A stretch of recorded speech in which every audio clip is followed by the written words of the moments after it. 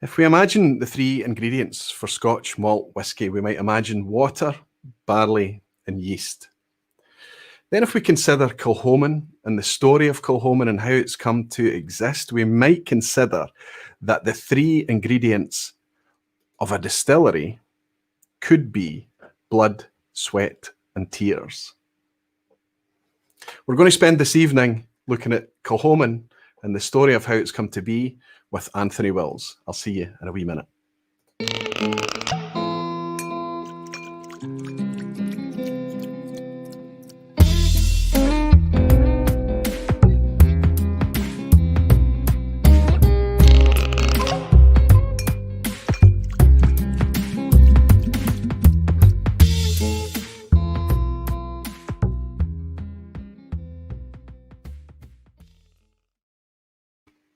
Hello, whiskey folk. Hello, everybody. Welcome again. Welcome to another vPub. Welcome to another Thursday evening. The vPub is a whiskey vPub where we're just, it's a weekly live stream where we get to just spend a couple of hours to relax and consider all things whiskey. It's a nice little pocket of time, peace and quiet away from all the crazy that continues to endure in our world right now. To get together with like-minded whiskey folk, the beautiful whiskey folk and dedicated barflies. I hope you're all comfortable. I hope you're having a nice evening, and I hope you're looking forward to spending some time talking about whiskey and Kilchoman specifically tonight. If you're new tonight, or perhaps you've been watching for a while and you haven't interacted or participated in the chat, do me a wee favour and just pop your name in, tell me where you are and perhaps what you've got in the glass in front of you, and we'll try our very best to welcome you in. The barflies are very, very welcoming folk. I'm looking forward to tonight. We've got Anthony Wills waiting in the background. He's going to come and join us in a few minutes' time and just cover, as I've been kind of saying and I'm suggesting to people generally, but also tonight to Anthony, that idea that if you push it, you can imagine that Kilchoman shouldn't really exist. And we'll cover that a wee bit later. What do you think about Kilchoman? Do you enjoy the whiskey? Have you got questions for Anthony? If you do, just drop it in the chat. Use Aquavitae and it highlights orange to me, like Marcus Kreitner's doing right now, Glenn Danson Midgie, Bruno Martins and Drew from Arizona. They've all typed Aquavitae and I can see it come up orange at my side. And I will try my very best to pick up your questions. The chat does move very, very fast. Already approaching 200 of you coming in. So it does move quickly. If you want to just repeat a few times. I'm speaking about YouTube here, by the way. If you're watching this on Facebook, I really appreciate it. But of course, it's difficult for me to pick up your comments on Facebook. The questions in the chat that I'm interacting with tonight is all inside YouTube. I've got a wee glass to raise first before I get started. I want to raise a wee glass for somebody's birthday, one of our most active and one of the community members that I particularly, personally speaking, I'm very, very grateful for. And that's my friend Craig Severin, Sevy, the alchemist, as we know him as. It's his birthday today. I know he's probably going to be busy tonight like he is most Thursday nights. He tends to pick up the vPubs on the replay. But I'm very grateful to have you as a friend, Sevy. I'm grateful to have you in this community. And I'm very glad to raise a wee glass to say many happy returns to the alchemist. Cheers, Sevy. Cheers. Happy birthday, whatever you're doing for your birthday. Hope you've got a glass of something nice. And I'm sure if I know you, I don't doubt for a second you will have. Let's jump into the lounge and welcome in some of the beautiful whiskey folk and dedicated barflies. Teddy KGB is here. Good to see you, Teddy. How are you doing tonight? Saying, I love Loch Gorm, even though I would love it even more at 48 or 50%. He said the STR was like a great Lagavulin 16. Teddy already engaged in evangelizing about his Kilchoman experiences. Lassie is here. Lassie Hort Oatsman is saying, even at Aquavitae, RN18 in the glass here in Copenhagen. Welcome in, Lassie. I hope you're doing well. Petehead is here. Menos Multi-Mission is here as well. The Whiskey Influencer, Whiskey Central, Callum Muir, Jerry Miller, Daniel Vermaas in Hungary, Kresimir over in Croatia. Good afternoon, good evening, whatever time it is where you are, Kresimir. Sniper King is here. Mark, good to see you, Mark. Mark Goins is in here as well. That's the guy who gifted me this fantastic vPub compass that's hanging on the wall in the background. I hope you think it's the right place for it, Mark. I hope you think it's looking good. I'm always very, very grateful when I see it there. Scott Mills is here saying, hi, Roy. I'm in Ontario, Canada. Scott, it's always a pleasure to welcome you in, my friend. In Ontario, I'm hanging out tomorrow night with some friends of mine from Ontario. Tomorrow, Whiskey in the Six, Rob, is celebrating 10,000 subscribers and 5 years creating whiskey content on YouTube as a channel. So a few of the YouTube creator community is getting together on Rob's channel tomorrow evening. It's going to be very early hours in the morning for me, maybe 1:30, 2 a.m. in the morning. If you're in Europe, you might not be able to catch it live. But I'm staying up late tomorrow night to hang out with those guys and celebrate Rob's 10,000 subs in 5 years. I hope I'll catch some of you across there. But welcome, Scott. Nice to welcome you in. Lee J. Brown is here talking to Che, and Eagle Castle is here saying cheers from Sweden. That looks like a new name, Eagle Castle. You're very, very welcome. It's nice to have you in. And Andrew Pearce is saying, so it's sweat and tears that gives those salty notes, not the coastal influence. Well, Andrew, we might discover a wee bit of that tonight. It's good to see First Fill Whiskey in as well. He's a fellow YouTuber from down south, down in Auckland, New Zealand. Fantastic channel as well. Good to see you in, Phil. Al McLaughlin is here. Glenn Duncan Akshay is here from France. Fantastic. Welsh Toro, my friend Welsh, is in. Good to see you, buddy. It's always nice to welcome you in. Tim Medley, Donner Pass Whiskey. Yash Desai is in as well. Good to see you, Yash. Tom Friedrichsen, hello, from Berlin, Germany. Good to welcome you in, Tom. That's absolutely a new name, and it's always fantastic to see wee new names introducing themselves from time to time. Say hello to the fellow barflies, and they'll be happy to welcome you in. Jimmy Legg is here. Always looking out for you, Jimmy. Wonderful to see you. Hey, Roy. Looking good, my friend. Thank you very much, Jimmy. I went for a haircut a couple of days ago, and the guy went a wee bit crazy, but I have to say it feels quite nice and tidy for a change. Hope you're all very well. I have to raise another wee glass because one of our friends seems to be on the road to somewhat of a recovery. Our dear friend Dwayne Large, suffered a bit of a stroke recently and has been posting mostly through his sisters to give us updates on his condition and his health. And everybody's been thinking about Dwayne and sending him cards for his birthday and things like that, which I thought was an amazing thing. But what I thought was really amazing is that we're now seeing Dwayne sharing in social media again on Instagram and Facebook. And he posted an amazing video that Jackie Thompson from Ardbeg shot for him. And it's Jackie just walking around Ardbeg to everybody, the team at Ardbeg, everybody that's there. And as she's walking along, people are just kind of waving at the camera and saying, hi, Dwayne. I found it very touching. Very, very lovely to see this, that Jackie would take that time out for Dwayne. He's a huge fan of Isla, huge fan of Ardbeg as well. But that they would go to that length just to say, hi, Dwayne, we're thinking about you. Get well soon. That's on Facebook. I was blown away by it today. I thought it was amazing. I'm going to raise this wee glass and say, Dwayne, it's so good to read your words again. I hope you're doing very well, my friend. And I'm hoping that we can get in touch real soon and work out your path ahead to recovery and getting you back on these shores again. Cheers, Dwayne. Get well soon, my friend. Cheers.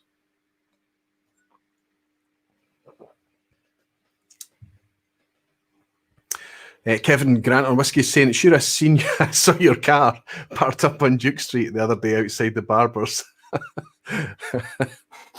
Yes, you might have done.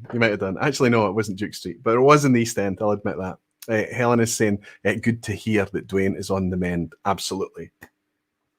I'll remind everybody how we're going to see out the rest of the year as well quickly. Next week, obviously, the Thursday night, the vPub will hit on Christmas Eve. So we're not going to do that. We're going to pull it forward by a couple of days and we're going to go out live on Tuesday night instead. That's the 22nd. And we're going to rerun last year's annual event, which has become kind of the closest thing to a Christmas party that we'll have on the channel. And that is the Community Blind Challenge. But this year, there's a slight twist on it. There's no YouTube creators joining this year. We're still going to do the warm-up session on Vin's channel, No Nonsense Whiskey down south. He'll do the open pour and he'll do the first pass of the blind samples. Then when we join this channel, we'll have 3 members of the community, 3 patrons will join me. 2 of them you'll recognize from last time round. We've also brought someone else in new as well. Looking forward to welcoming them. And there's also 3 people from the industry joining us as well. So that's going to be interesting. 3 from the community and 3 from the industry. It's almost shaping up to be like a team thing, like a competition. It's not how I've pitched it at all. But they might be up for it, and there might be a way to work it like that. It's a very narrow-focused blind challenge. It's not putting these guys, the participants, on test. It's fully putting the whiskey on test, and it's the theme is Christmas drams, specifically cask strength Christmas drams. And of course, with it being this channel, with it being me, there are some things at play here. We're testing to see if old versions are better than new. We're testing to see if expensive can be is indeed better than kind of budget, cheaper expressions. And we're going to test concepts like this. So that's coming up on Tuesday night, the 22nd. It'll go out at the usual time, but it's a couple of days early. I'll do my best to share on social media with everybody to remind you all that it's Tuesday night next week. And then a week later will be my summary of 2020. It's going to be difficult this year, I think, because it's been a challenging year. And yet, in whiskey and in the way that we share whiskey, the technology, the virtual world, everything has kind of been given an injection of adrenaline this year with no other alternatives. People were forced to find other ways to connect and communicate. So there's a lot to reflect on. There's a lot to be grateful for. There are a lot of silver linings from 2020. But I think, like you, I'm so looking forward to just saying good riddance. I'm missing people. I'm missing you guys. I'm missing our events. I'm missing getting together in real life. And hopefully we're starting to see the light at the end of the tunnel getting brighter and brighter. Finally, the last thing I want to say is anybody that's noticed the new shirt. Yes, I mentioned last week that I was going to get the new shirts and things on the online store. They are there now. If you're interested, the new colours of the polo shirts are available. The acrylic coin toppers, the acrylic glass toppers are available as well. They're back in stock. And the infinity bottle labels that I got made up as well, I'm shipping free with orders on the store. So that's at aquavitae.com. I'm sorry it took me so long to put that together. But there are reasons for it that I'll discuss at length another time when I don't have a VIP guest waiting in the background. I'm going to reach out to my guest and I'll do my very, very best to dip in and out and speak to you guys throughout this evening. Lots of people wishing Sevi a happy birthday and things like that. Excellent. Jimmy Legs bought me a virtual dram and he said, does it make sense to buy you a dram for Sevi's birthday? Probably not. Sevi is here, Roy. Jimmy, I'm very, very grateful. And Sevi will no doubt be very, very aware that if anybody's buying him a dram in this chat, the next time he's actually here, he'll have it placed in his hand. There's no doubt about that at all, Jimmy. Thank you very, very much, my friend. Cheers. Tim Dorpass Whiskey saying, very grateful for this online whiskey community during this time. Tim, you don't know how much I am, seriously. First of all, Whiskey saying, would love to visit Scotland when I can, once this is all over. It would be great to share a dram one day. Phil, I'm counting on it. I have to come to New Zealand for it to happen. If you do manage to make that plan, if you manage to realise it, I'm sure you'll be keeping me in touch, my friend. The chances of you getting in and out of Scotland without me knowing about it, I don't think you've got the ninja. I'll see you here one day, Phil. It'd be a pleasure to welcome you. Too slow, Rob Schroeder is in. Good to see you, Rob. Helen is saying, truly looking forward to the day we can socialise over a dram again. The new colour polo shirts arrived today and are fab. Helen, I'm very glad that you've got them. You got one for you and Andy as well. I hope Andy's enjoying his too. Fantastic. So let's reach out to my friend tonight. This was, for me, I've kind of witnessed Kilchoman from a distance. Kilchoman was founded the year that I discovered whiskey, the year that I was taken along to visit Glengoyne with my Italian colleague 15 years ago. That day that literally changed my life's trajectory, honestly speaking. That was the same year that Kilchoman actually first started to produce spirit. But there were years leading up to that point that were very challenging, no doubt. And there have been years since that point that have been very challenging. And I'm sure that with all the lows and the big challenges and the disasters that have happened, there have been lots of highs and celebrations as well. Certainly for our perspective as whiskey enthusiasts, we've enjoyed seeing this farm distillery on Islay not only get up and running and bringing good product that we can engage with at affordable prices for the most part. We've enjoyed watching how it's developed over the years. But from our perspective, on our side as consumers, we just get to buy the whiskey and enjoy it. We often don't need to consider just how difficult a process it was in putting it in that bottle and in that glass for us. I'm going to reach out to Anthony Wills and welcome Anthony behind the bar at the vPub. Welcome, Anthony. How are you? Very well, and I'm delighted that you've invited me on this evening. It's great to get on and talk to your community, and I'm very grateful for you inviting me on. It's an absolute pleasure to have you here, honestly. When I was speaking to George about collaborating, coming up with something, this is exactly what I was pitching for. This is what I wanted. We have a knowledgeable whiskey crowd. The whiskey folk here, the barflies there, they know their stuff. They know your product. They're connected with your product already. Many of them are already very heavily invested in it. They're familiar with your product line. I thought the thing that they would like to get access to, and I can tell that that's exactly what's going on, is that they wanted to hear the story. They wanted to hear about Kilchoman, and maybe hear the human story, the Anthony Wills story as well. Let me start off with a wee anecdote, Anthony, if you don't mind. I'll go back to 2010, the first time I was on Isla, and it was the Fashil in 2010. I was celebrating my birthday there with 10 of us went across. It was a fantastic time. It was so busy on Isla that even the campsites were full, and we were camping in the garden of the Bowmore Hotel. But my friend Bill, who's from California, he's probably, if he's not in tonight, he'll be watching on the replay. We visited the spa in Bowmore, and we purchased a bottle of Kilchoman. I was quite surprised to see it there. It was an Isla distillery that I wasn't familiar with, and I picked it up. Now, in 2010, that could have been your first, perhaps maybe your second release, right, back then. And we paid retail price for it. We picked it up. We took it back to the campsite, let's say the garden of the Bowmore Hotel. We uncorked it. We threw the cork in the fire, and we just drank it, and we thoroughly enjoyed it. When you consider about that now, a decade ago, that was reasonable for us. Now, if that'd been a first or second release Kilchoman, perhaps we would have been much more protective over it. Maybe because we would realize how much value it would come to have or something. But that was never your intention. From the get-go, you built a distillery for the sake of malt whiskey so that people would be enjoying, sharing and drinking the malt whiskey. Was that the dream?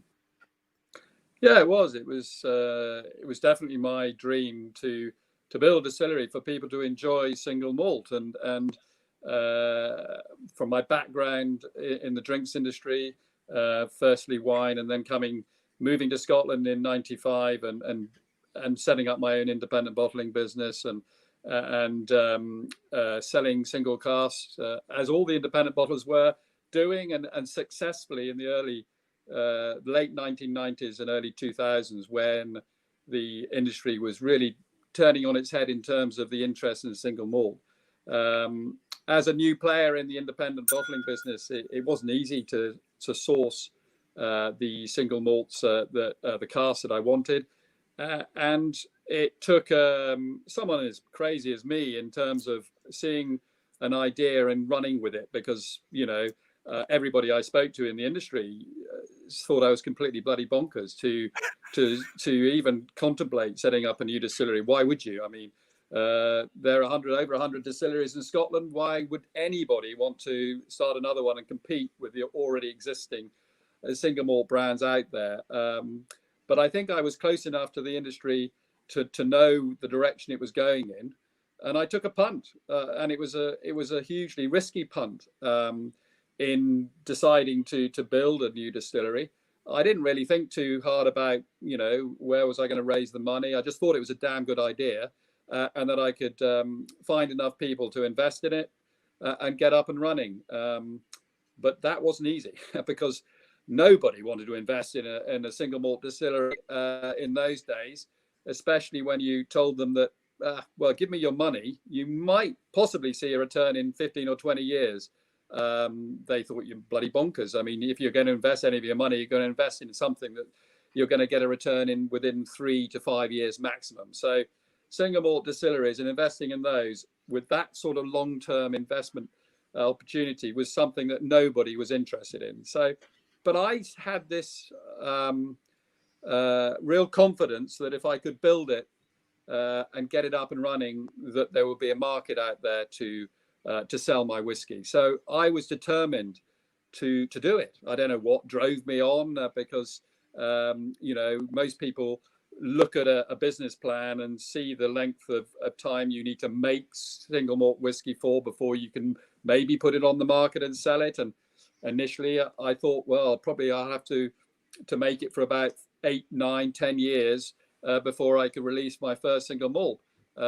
And then you need very deep pockets to do that. But I didn't really look at the numbers too closely. And that's probably why I was so determined to get on with it. I looked at the opportunities that I felt were out there to sell a new single malt, and that there was enough enthusiasts and whiskey people that was just becoming it was a rolling ball that just gathered and gathered and gathered, and I just had this conviction that if I could get over the hurdle of raising the money, that was the first hurdle, which took me 3 years to even kickstart the whole project. But I didn't raise enough right from the word go. I'd never raised enough. But I took that huge risk that, right, well, if I can't raise the money from outside, I'll do it myself. We sold up our house. We moved to Islay, where I decided to build it, mainly because I knew Islay through my wife's connections here, and her family had been had a place on Islay since the 1930s. So I knew Islay, and I got to know a few of the locals, and that helped. And it was just a question of, right, well, we haven't raised enough money. Let's just get on there. We'll sell a house, move over to the Kathy's family house, and we'll get on with it. I think I took the decision that I wasn't going to raise enough money, but I took the risk that if I started to build it, I could then show people, what I was actually planning to do, rather than going around investment companies and giving presentations, a PowerPoint presentation, which didn't enthuse anybody. I thought, well, just get it built, and then maybe we could encourage a few people to see my vision and understand it a bit more clearly.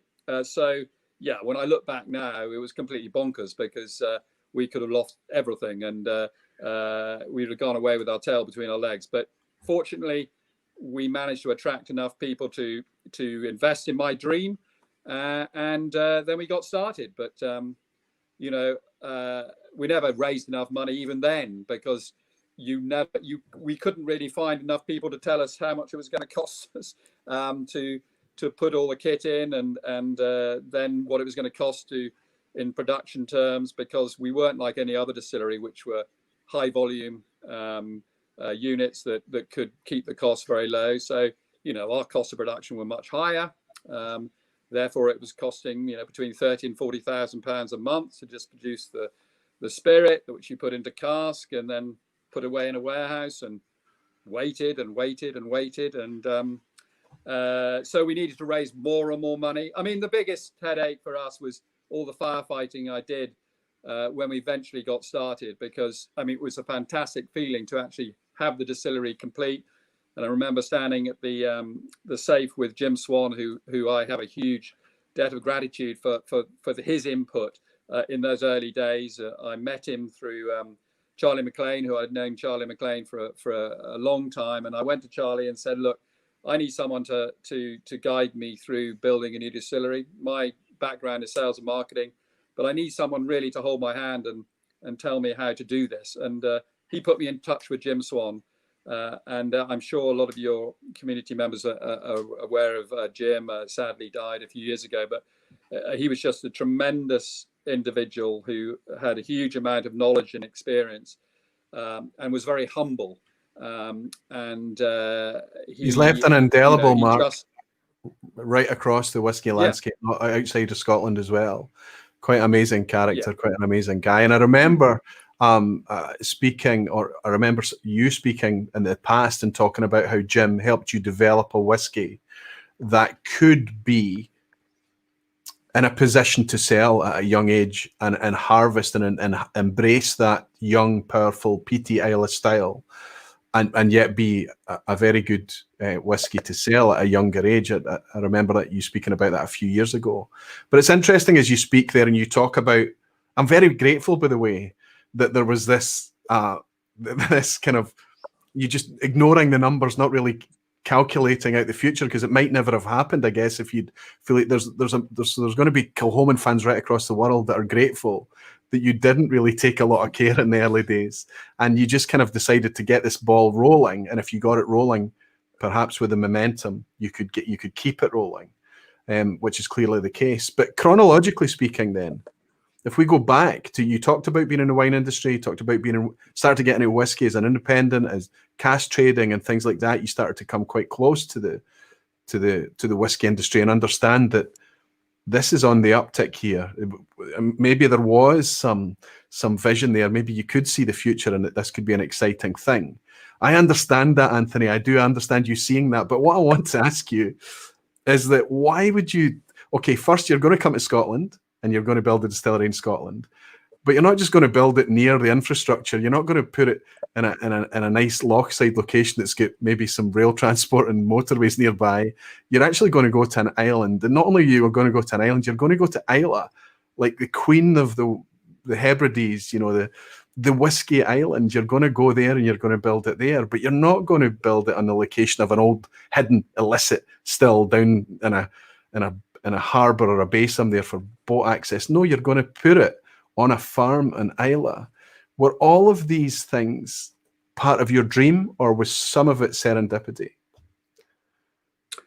No, I think it was part of my dream. I always thought that, I know everyone thinks going to Islay, where you've got all these famous distilleries and they've put Islay single malt on the map. Why go there? Well, I think it was the connections I had here. And if I was going to persuade my wife to move anywhere in Scotland, it was going to be back to Islay, which she'd always been visiting all her life. So I suppose she had a big influence on the decision process. But I also knew that Islay had this magical notion of around the world of this wonderfully famous brands from Islay that have taken the single malt whiskey industry by storm, and therefore it was obvious. It was clearly obvious to me that Islay was the place I wanted to do it, simply because I felt that that an independent on Islay, because all of them were being, were owned by the big sort of conglomerates, apart from Bruichladdich, who started a few years before us, were started back up and were sold to independent company.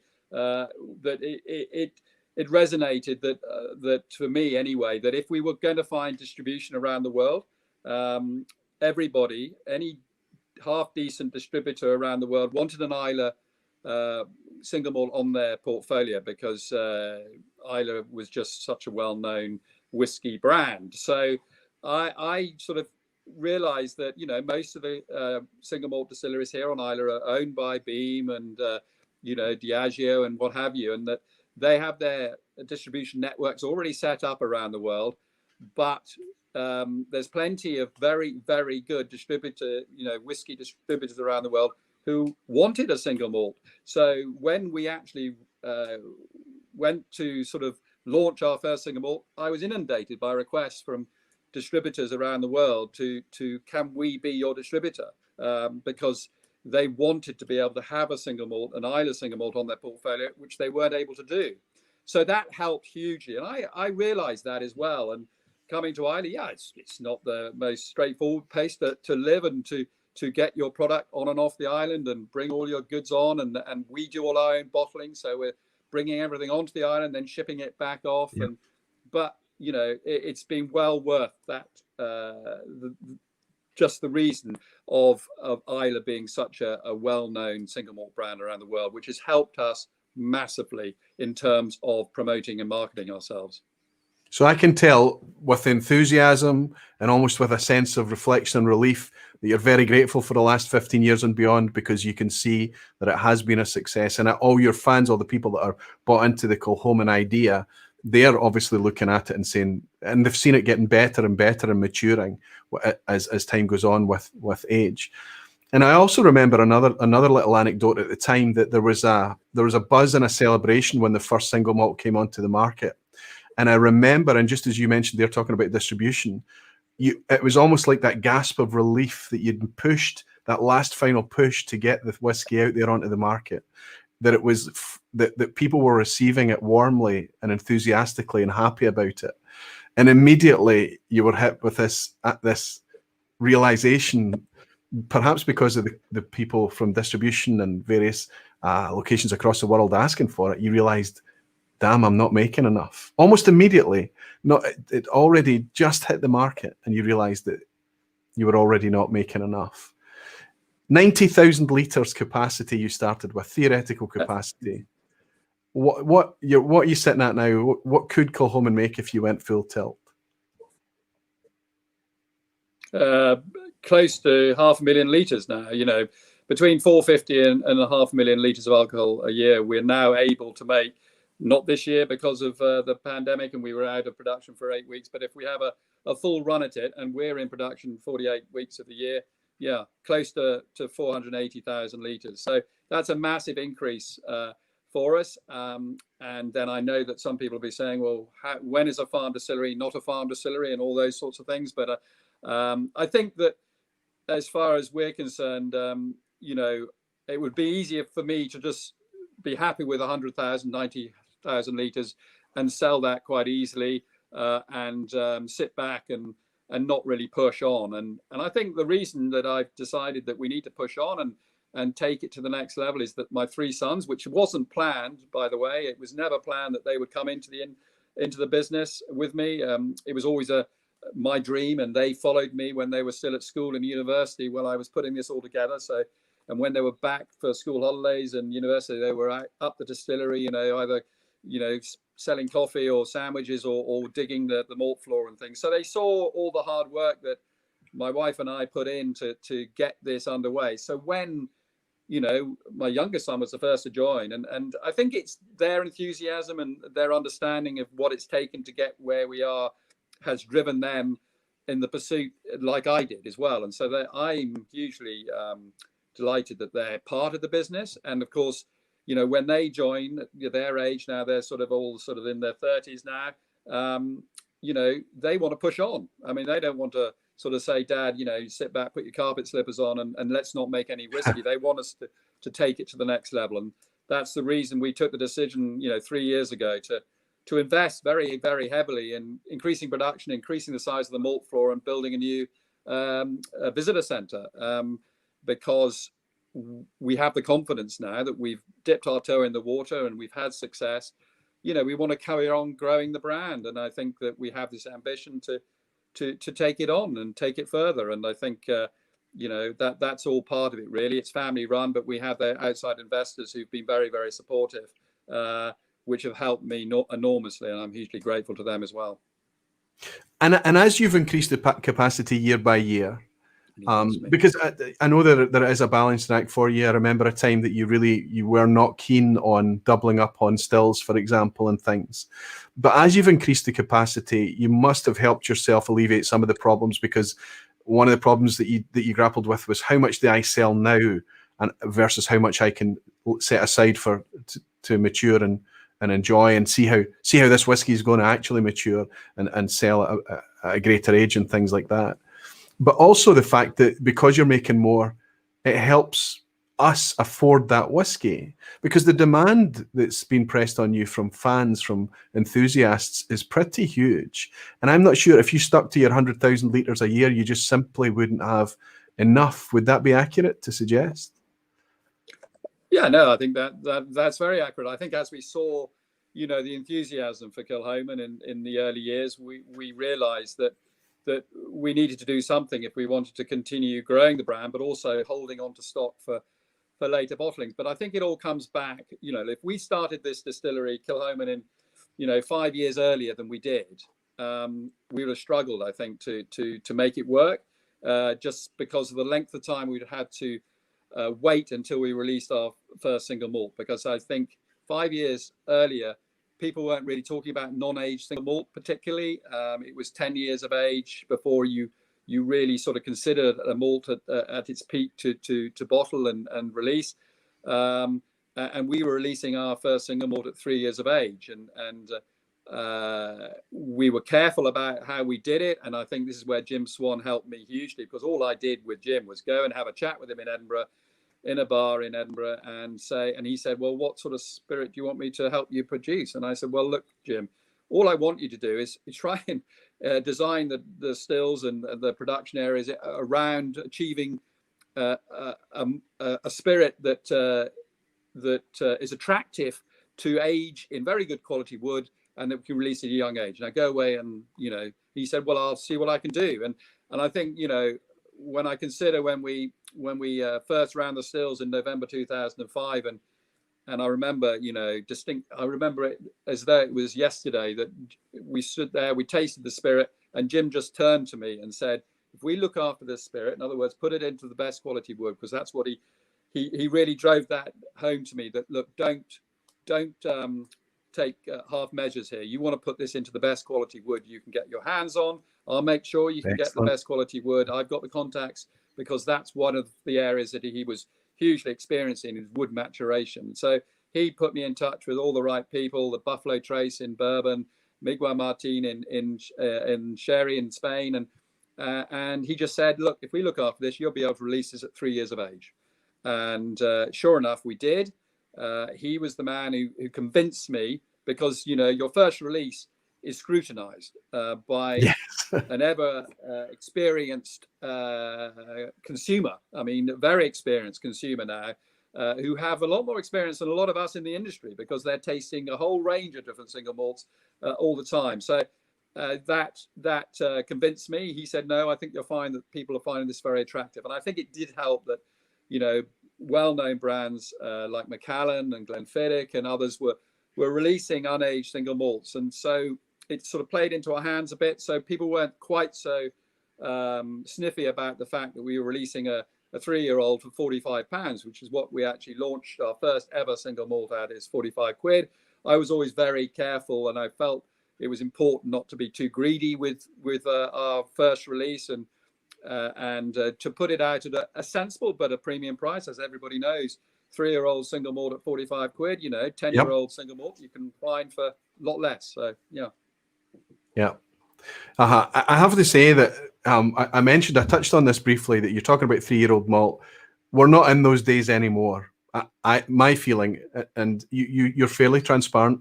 We will get into talking about age statements and things and what's in the bottle by all means, but I feel like I have witnessed Kilchoman maturing over the years, and I've got a couple of examples here. Before I tell you what's in my glass, what's in your glass? Well, in my glass, people will be surprised when I say I haven't got a Kilchoman in my glass. I've got a Ardbeg Supernova, which was the 2015 committee release, which is quite a special Ardbeg bottling, which I love. I've always been a fan of Ardbeg. I'm a fan of all the Islay single malts. They're all quite different, but Ardbeg is one of my favorites. Again, one of the things that's driving you to, because a couple of questions I've taken from patrons for you were exactly that.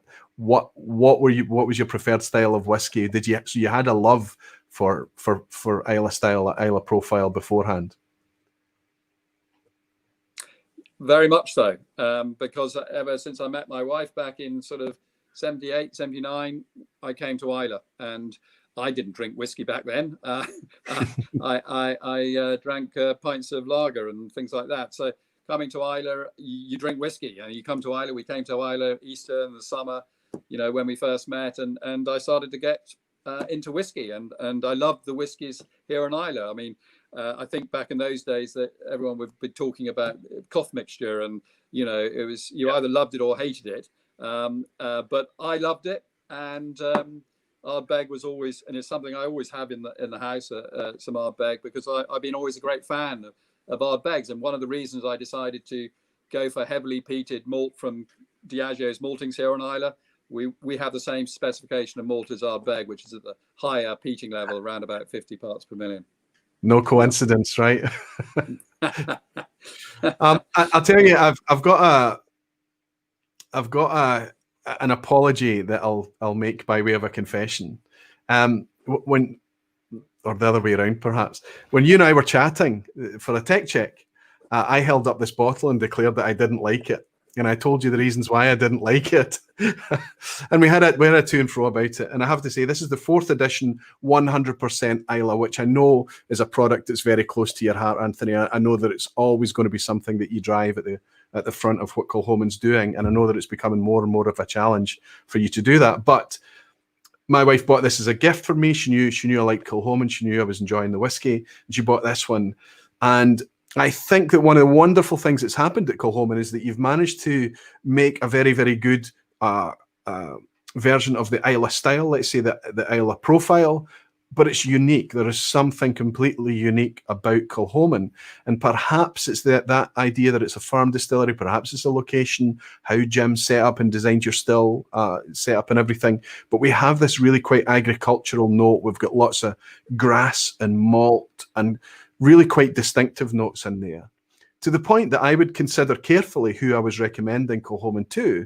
If it was somebody that I knew that was enjoying Ben Nevis and Loch Lomond and Campbelltown whiskies and, you know, kind of more challenging flavors, I would take them towards Kilchoman.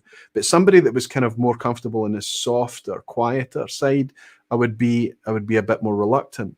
And I found that style was very, very overt in this 4th edition. Super grassy, super almost kind of silage notes dialed up and things. However, I complained to you, and you said, no, let me, and you sent me the newest edition. Thank you very much. That was a next day delivery, quite amazing. I'm going to uncork that tonight. From Isla. Next day delivery from Isla. Yeah, I know, and it made it was fantastic. It was really, so I'm grateful for that. I've actually got, at some point in the stream tonight, I've got 2 little bottles here, quite big bottles actually, to share with folk that are in, share with the community the bottle you sent. Because what we have here, I think, is an example of, my favourite Kilchoman is over my shoulder, by the way. I really enjoyed the Loch Gorm that I picked up this year when I was visiting Isla with my family, but my favourite Kilchoman is the 2009 vintage. I didn't try the 2010, but it's a wonderfully, it's almost like Kilchoman starting to behave a little bit elegant. It's starting to mellow and mature and round out a bit. There's a lovely kind of almost velvety texture that comes with the maturity and the age. There's a nice kind of spice on the finish. It's a treat dram for me. I really do enjoy it. I'm going to open this 100% Isla now. So yeah, sorry, my confession. I had a dram with some friends on Sunday night, and I poured this after discussing after the chat that we had on Sunday. And maybe it's because it's been the glass this amount of time. More likely, it's the fact that my palate has changed over time. But this is much, much better than I remember it. So maybe I wasn't ready for this back when I bought this 2014, 2015. I'm not sure when this would have been. That's the new one open. But this is the new version of the 100% Isla. And this has been, this expression has been at the center of your vision from the beginning. Is that correct? Yeah. I think that... what would drive such a difficult thing? I think when I decided to build a distillery, I thought, well, we've got to have a point of difference. We've got to have a uniqueness that maybe draws people to consider us. And I didn't feel it was sensible to build another distillery here on Isla like the other distilleries and just make whiskey from commercial malt and just churn it out like everybody else. I think, the consumers were becoming much more educated. They wanted to try different things and they wanted to experiment a bit more. So I decided, right, well, look, I've got a friend who's got a farm on Isla. We'd got to know lots of people on Isla, but his particular farm on Isla, everybody knew who was in the farming community that it was the best farm for growing crops, and he'd grown malting barley for a number of years. I mean, it's challenging here on Isla, but so I said, look, this is what we're going to do. We're going to have a farm distillery. We're going to take whiskey back to its roots. We're going to show everybody that we can actually grow the malt, grow the barley, do the traditional floor maltings, distill it, mature it, and bottle it here on site. And that's really what is the linchpin for Kilchoman. And we're very proud that we've been able now to do that. It represents probably about between 20 and 25% of our production. As we've increased production, it was going to be dropping down, and it was going to be down in the teens percentage-wise. And we didn't want that because, it was a flagship for us. It was something that we could hang our hat on and say we are different, and definitely it's proved very popular. It's completely different from our core expressions, which everybody will know about. It's as you say, it's grassy. It's sort of light and fresh and fruity. Where from our commercial malt, we tend to have a richer, deeper style. The peating level in the 100% Islay is lighter anyway. It's just a very clean.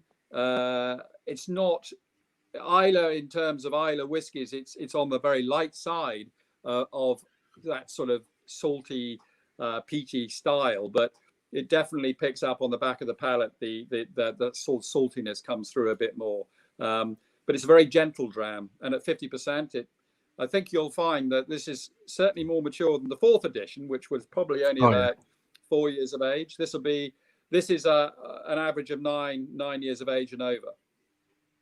And we put some sherry, Oloroso sherry casks in this bottling. Rather, with previous ones, we've tended to go with bourbon, 100% bourbon matured, and you can see from the colour that it's a lot richer and it's a lot darker. And the sherry influence will be there, but also the bourbon casks are that much older as well. I don't pick up a lot of sherry. I found it very, very fresh and bright and clear. I found it quite almost tart. There's a lovely kind of lemon zest. There's a nice bitterness to the finish. But on the finish, for me, the thing that's really prominent, there's a lot of floral things going on, but there's a lovely butteriness.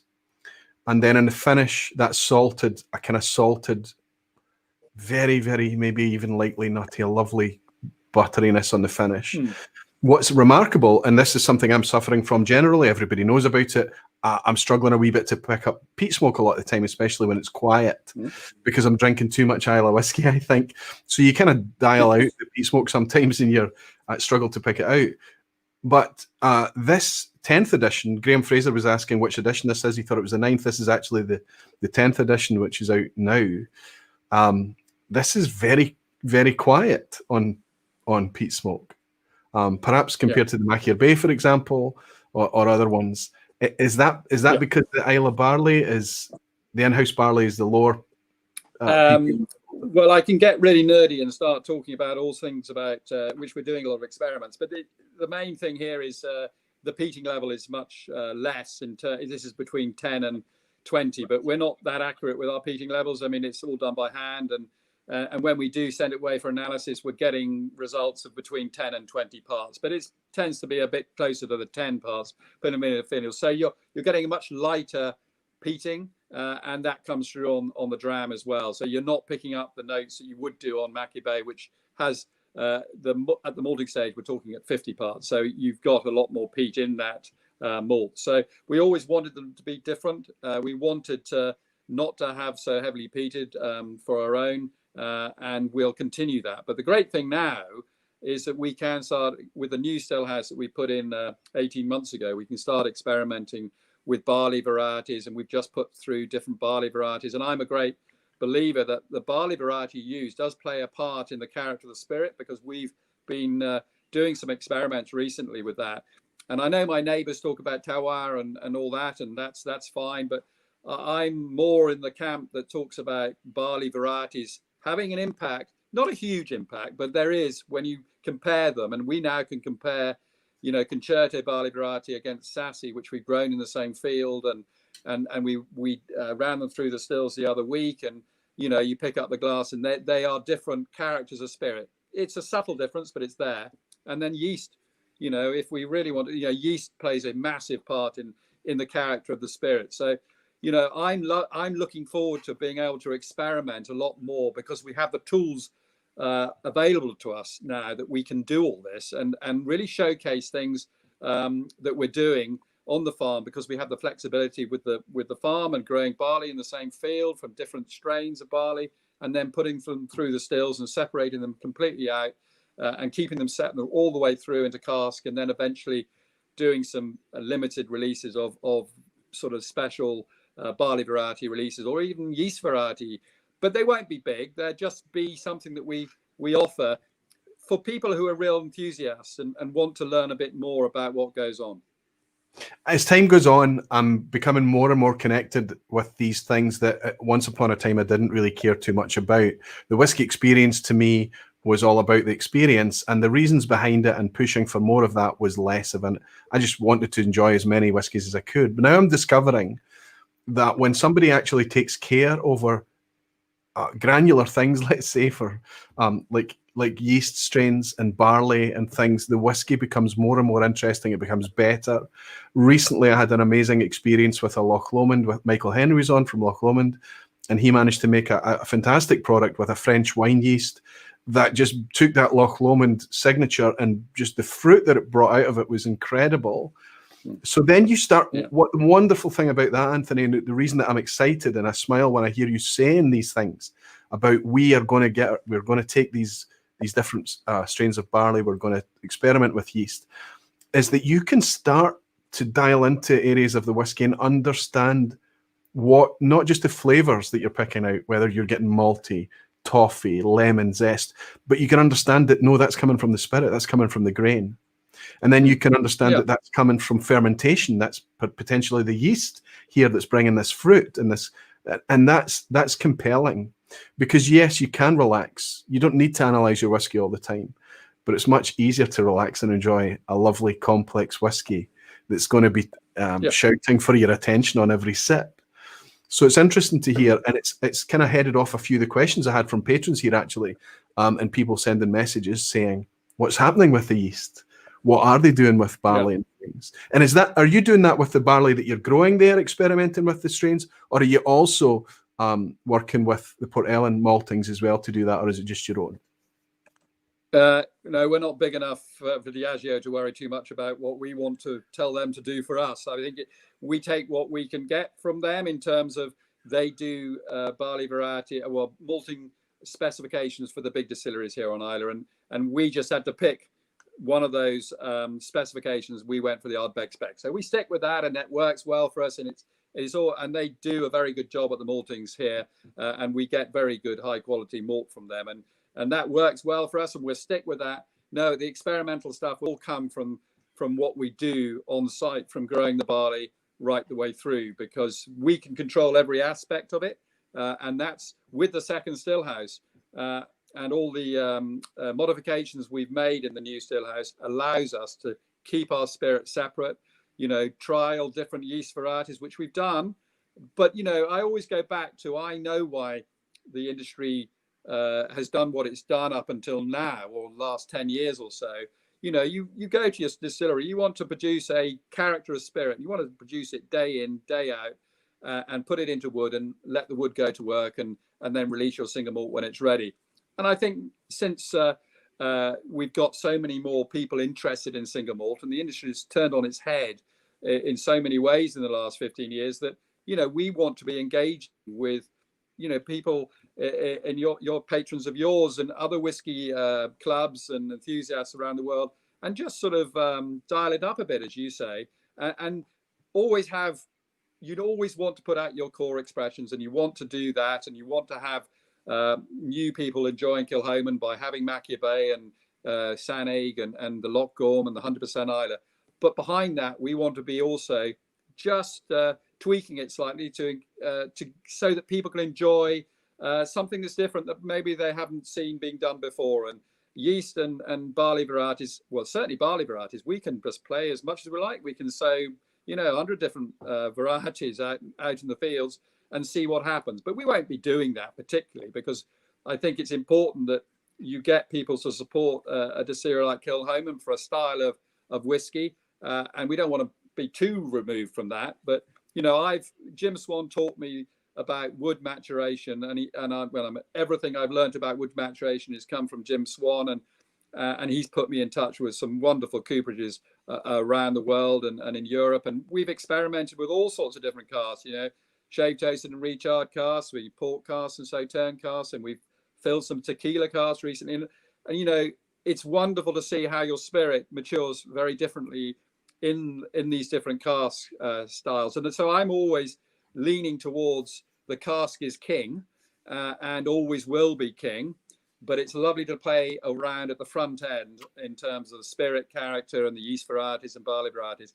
But once it goes into a cask, the cask really takes up a large percentage of the character comes from the cask you matured in. And that you're never going to change that, I don't believe. But it's great to be able to talk to people who are enthusiastic about it, about the process and what you can do to tweak it, to change the character of the spirit by doing things differently in the production. And my guys do their nuts because they like me to just leave them alone and get on and do what they're good at and do it day in, day out. And sometimes they go and say, well, we're going to change the cut point this week. And they're going, oh, Jesus Christ, you have to write that down so we remember. But I think it's this is the I'm passionate about now that I've learned about the production, which I wasn't a production guy before. You know, it's great fun to be able to showcase things differently once in a while, and that's what we're doing. Well, I think it's a wonderfully freeing thing of not having to make malt whiskey to go into a blend that somebody else needs it to be the same thing day in, day out, and always consistent. Yeah. You can be a little bit more maverick. You can play, you can push, you can let human hands and human ideas affect things, which is nice. And the enthusiasts are ready. I've got questions in here from Roland Whiskey Radar. He's specifically asking you about different types of casks. He's keen. He knows about the port cask. He knows about the Sauterne, the Fino, and things. But he's interested to hear about you wanting to experiment with different casks as well and different wood types. I had lots of questions asking about barley and about yeast. Does that mean that maybe to squeeze in some other questions from people that we're going to start to see more single cask releases from Kilchoman? I know that you've got one out right now, but does this experimentation, does these different styles, because this is quite interesting for an enthusiast to know potentially what the barley could have been, to know what the yeast was, to know what that there was the 100% Isla barley, for example, and to know the cask that it was matured in, and then experiences that with a spirit that we know is Kilchoman, but in a very kind of individual style. Sorry, Jimmy Leggs bought me a dram to say, as long as any distillery does their own floor maltings, I'll buy their whiskey. Cheers, Anthony. Jimmy, thank you so much for the dram. Sorry it took me so long to get round to it, but I didn't want to interrupt Anthony. And Gal Sean is saying, Anthony, don't worry, please get nerdy on us. It's okay. You're in the right environment to get nerdy. And multi-emission, that's Menno in Belgium, is saying, would Anthony still import barley if the farm was big enough to provide for all of their production? So that's kind of touching on what I'm getting at. You know, you would love to promote your 100% Isla. You would love to have that stay in focus. You would love to drive that forward. But you've got the enthusiasts saying, can we try this? Can we try that? Can we try the next thing?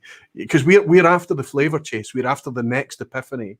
We're looking for the next really wonderful, interesting experience.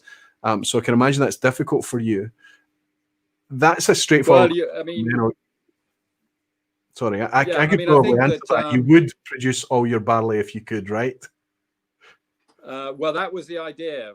My first idea was, if we're going to do this on a farm, we want to produce all our barley and do the whole production process on site. But that, once I delved into it and discussed it with various people in the industry, it was never going to be possible to do that unless we were producing very small quantities, and 25 or 30,000 litres. Yes, we could do it. But we were never going to want to do that. We had investors who wanted to see us grow the business, and I wanted to grow the business. So we had to compromise between growing enough, but also buying commercial malt to take us to the next stage and get a brand that we could send around the world. And that's what we've done. But you touched on single casks, and yes, is that something that we're going to do more of? But as an independent bottler, you know, Christ, I mean, I'd love to be selling all our stuff in single cask strength, but you know, you need to dilute some of it to get it around the world, you know, in terms of at a competitive price to get people to start enjoying Kilchoman, and then hopefully progressing on to sort of limited releases and then single cask, because we sell single cask and more single cask now, because we understand the importance of being able to bottle single casks and get them out there. We have independent bottlers. They know damn well they're going to get a no from me because I'm not selling to independent bottlers. We are going to do the releases of single casks ourselves, because why would we sell them to someone else to enjoy the profit from all our hard work? So we're selling single casks. It's something that we've always done, and we're selling more and more. The boys, it's something that distributors around the world enjoy. If they've done well in selling our Maccabee and Saneg and our core expressions and getting behind those, because they're much more difficult to sell than a single cask from a Calvados or a rum or a port. So it's something that we're doing more and more as we get more stock and older age stock available. A lot of the older stuff is being sold as single casks. We've released a couple of 14-year-old single casks in America, and it's something that I'm passionate about, because I know that the best whiskies are sold at cask strength, because then individual people are in charge of how they drink it. They can either knock it back at cask strength and then blow their heads off, or they treat it carefully and add a few drops of water and all the rest. When it's reduced to 46%, you can argue, well, that's too much for me in some cases, with some whiskies in the style of whiskey. So I understand the importance of doing cask strength, and it's something that we hope in the future that we will have part of our core range will be a cask strength release in the future. But it's not happening in the next sort of 2 or 3 years, but it certainly will happen. In our future plans will be to have a core expression that is cask strength. So there you go, Frank Peathead Geertz over there in the Netherlands. That's exactly your question that you asked on Patreon, Frank, because he's asking, yeah, we can engage, we can get some cask strength expressions from Kilchoman from time to time, but is there one going to make it into the core range? Fantastic that you suggested that, that you put that forward, Anthony. Now we can understand. Alistair McPhail, it happened again that Anthony, you'd answered his question on Patreon about his intentions on casks. Marcus Kreitner asked an interesting question. He's saying, I am sipping on a Kilchoman Calvados, as you mentioned there, finished cask strength. But what other unusual casks do they have in the pipeline that they can talk about? Is there anything interesting that's maybe on the horizon that's coming at an age that could be? Well, we had nice experiences with the Fino. I enjoyed the sweetness of the Sauterne. I didn't try the Calvados. It'd be an interesting one. What else are you playing with? Can you share? We're always looking for some unusual and different casks. We filled some tequila and mezcal casks fairly recently, and they're very, very interesting. We're really pleased with how they're coming on, but that's fairly recent. We filled some Armagnac casks the other week, and some cognac casks. So I've got a very good relationship with Alexandre Gabriel, of Cognac Ferrand, who owns Plantation Rum, and we've done a few collaborations together. And we've sent empty casks to him, and we've done a collaboration. So we've done some cognac casks with him, and I'm always looking for. So we can see cognac and rum being aged in Kilchoman casks, and vice versa. Yeah, no, he did a plantation release aged in Kilchoman casks. We sent him some 7 or 8 year old matured Kilchoman casks, emptied them and sent them over, and he did a release of a Jamaican rum, and I must admit it was delicious. And it came across as this sort of smoky, peaty rum, which was actually very interesting. And I think he got a lot of very positive comments. So I always enjoy those sort of collaborations, and we get casks back from him, and we send him some, and I enjoy that. And I'm looking for all. We've been quite fortunate that a lot of these experimental casks, there's not been one that I've gone, oh Christ, that didn't work at all. We're going to have to cant it back into a bourbon and see if we can resurrect it. The only ones that we were worried about was a Sauterne. We fully matured a Sauterne release that we did probably about 3 or 4 years ago, maybe. Matured for about 6 years, but over that 6 years, it was all over the place. And I think it was more to do with the sweet white wine. It didn't have the backbone and the acidity to give it the lift that you were looking for. And it was all over the shop. And it came together, but I think we got some very good comments about it, but overall I would say it was the one that didn't work as well. But the Sauterne finish, where it was matured in bourbon for sort of 6, 7, 8 years, and then we finished it in Sauterne casks for maybe 4 months. That worked beautifully, and we're hoping to do more of that. We've just taken delivery of 20 odd Sauterne casks from a Grand Cru chateau in Sauterne. I'm not allowed to talk about the name because they get very upset and they'll probably send their lawyers around. So, But I know they arrived at the distillery today, and I know them are absolutely superb. I'm looking forward to how those work. But this is all very sort of small scale, these experimental casks, and we just set aside 3 or 4 different ones each year that we're going to fill maybe 20 casks and see how they go. And we enjoy that. The STR worked incredibly well, and we're going to probably do that as a more regular release going forward, because we believe that was one of the ones that we believe worked very well. So the shave toasted and recharred cask, and that was something that Jim Swan was heavily involved in with a cooperage in Portugal, Dias, who brought that to the market with Jim's input, and it's something that I'm close to because of Jim and what he did to help them develop these STR casks. And now a number of the distilleries that Jim's been involved in, I talk about Cotswold Distillery, they use a lot of these STR casks for their core range, and they work superbly well. And it's great that Jim's legacy is going on because of his involvement with a lot of these new distilleries that are doing tremendously well. Absolutely, absolutely. I couldn't agree more. And I think that what's interesting is that you mentioned when you talked about it earlier that the cask and the wood, you went as far to say that potentially that's the biggest influence on the end product is probably the cask and the cask maturation. I am going to reach for another whiskey just now of yours. This is the one I bought when I was on Islay this year. And this is lovely whiskey. It's one of my favorite styles of whiskey. I love dialing the peat right up to the top, and I love dialing sherry right up to the top. It shouldn't be balanced, but somehow it is. It just works. Sherry can be a powerful thing for Scotch whiskey. And, sometimes when people are enjoying a really, really richly sherried whiskey, I'm almost tempted to pour them a sherry, right? Because it's a lot of the flavors that they're engaging with and talking about are clearly the sherry influenced flavors.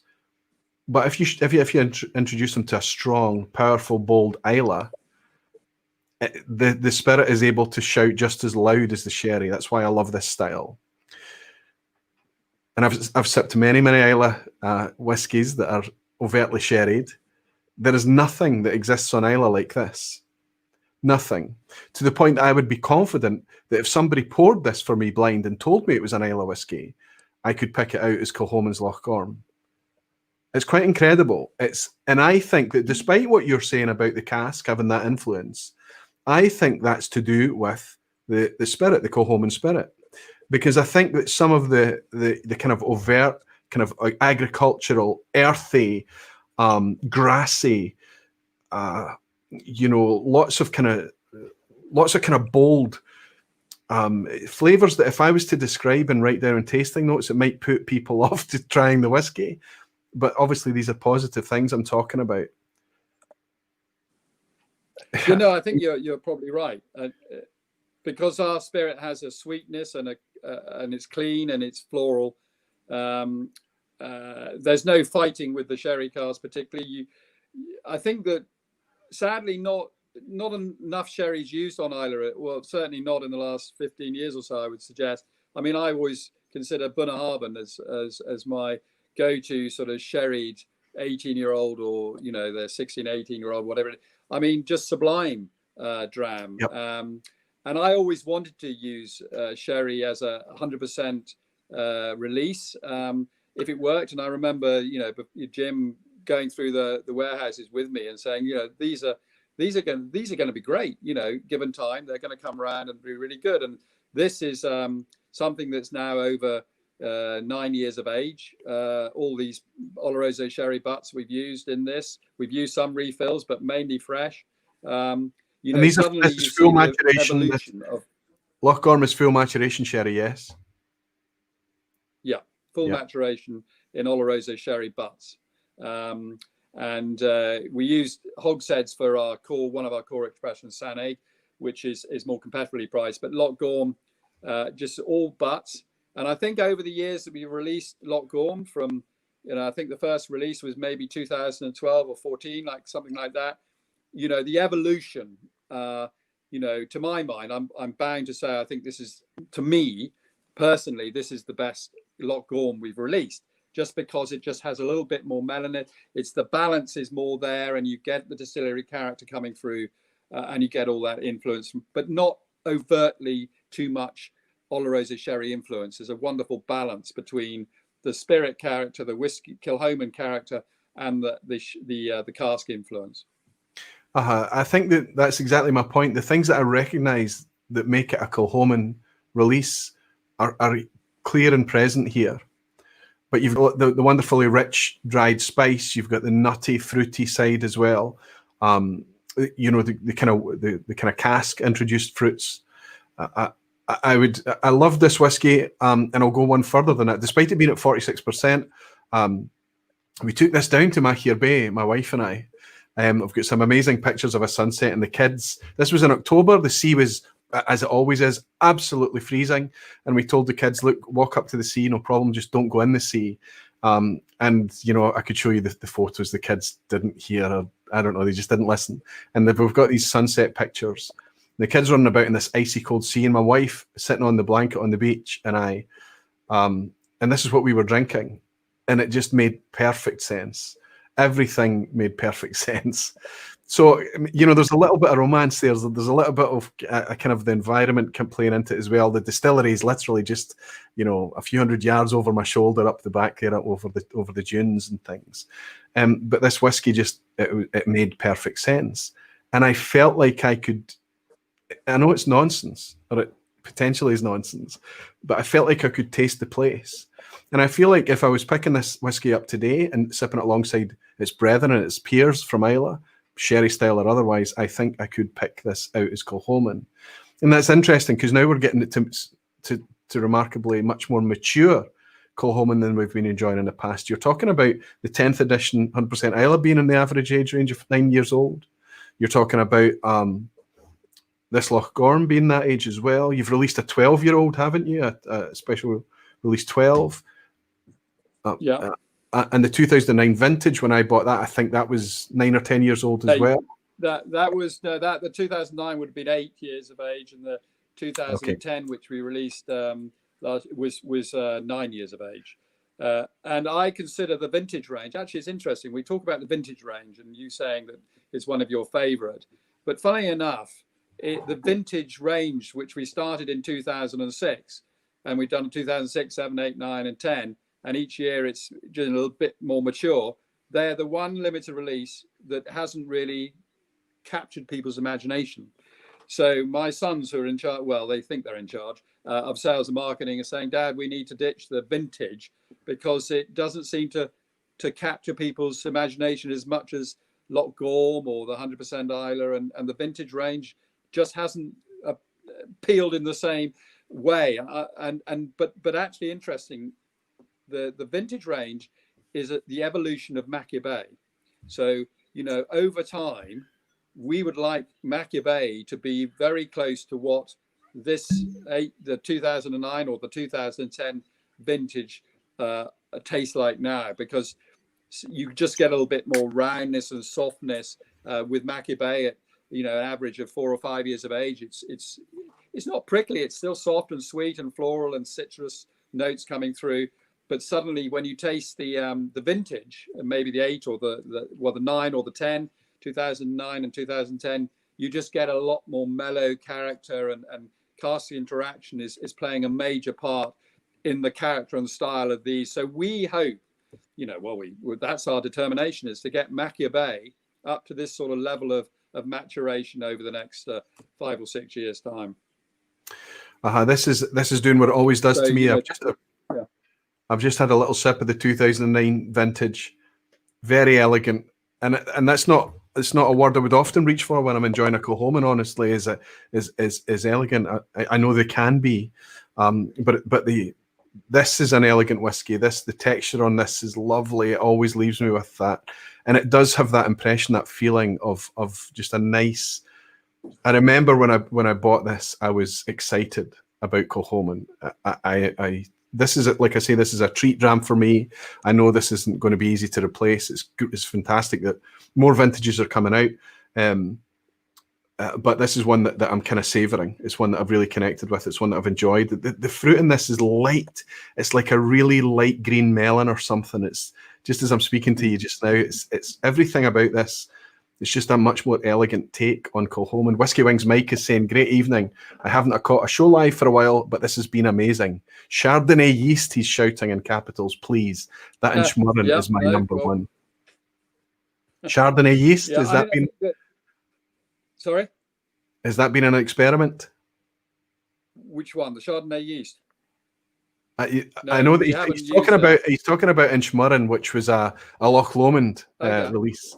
So so perhaps he's hoping that Kilchoman's going to do something similar with Chardonnay yeast. Well, we're talking to various yeast companies and looking for getting experimental yeast characters and styles to us, so we can do a little bit of experimentation, but we can only do a certain amount throughout the year. We're concentrating mainly on doing what we do best, which is a character of spirit that we can produce and then put it into cask and let it mature. But I think that the great thing about new distilleries in Scotland, which are springing up everywhere, which is staggering and hugely exciting for the industry, is enthusiasts can follow a distillery from its evolution of the first release, and then over years you follow, like Kilchoman, 3 years of age, and then you can follow it. Now we're releasing sort of double-digit not age statement, but aged whiskies, which have a huge amount more to offer than the 3 or 4 year old that we released when we first started. Yeah, I'm going to ask you about that, because you're clearly very candid, very open about, if I hold up an expression, you say, yeah, the average age in that, the minimum age in that, whatever it might be. Are we at the point that you're flirting with the idea of coming out with an age-stated core range? Are you ever going to put an age statement on Machir Bay, for example? Lots of people have been asking that from patrons. If I went back to the questions that I harvested from patrons, I've got William, number one. William is saying, it was asking specifically about age, as was Helen Widowson. Quite a few people asking about that. Will we see aged, maybe not big, bold, big wee beastie 5s on the front, but maybe some information on the back to say that this particular release of this batch this year has a minimum age of 8 years old or 7 years old or whatever it may be.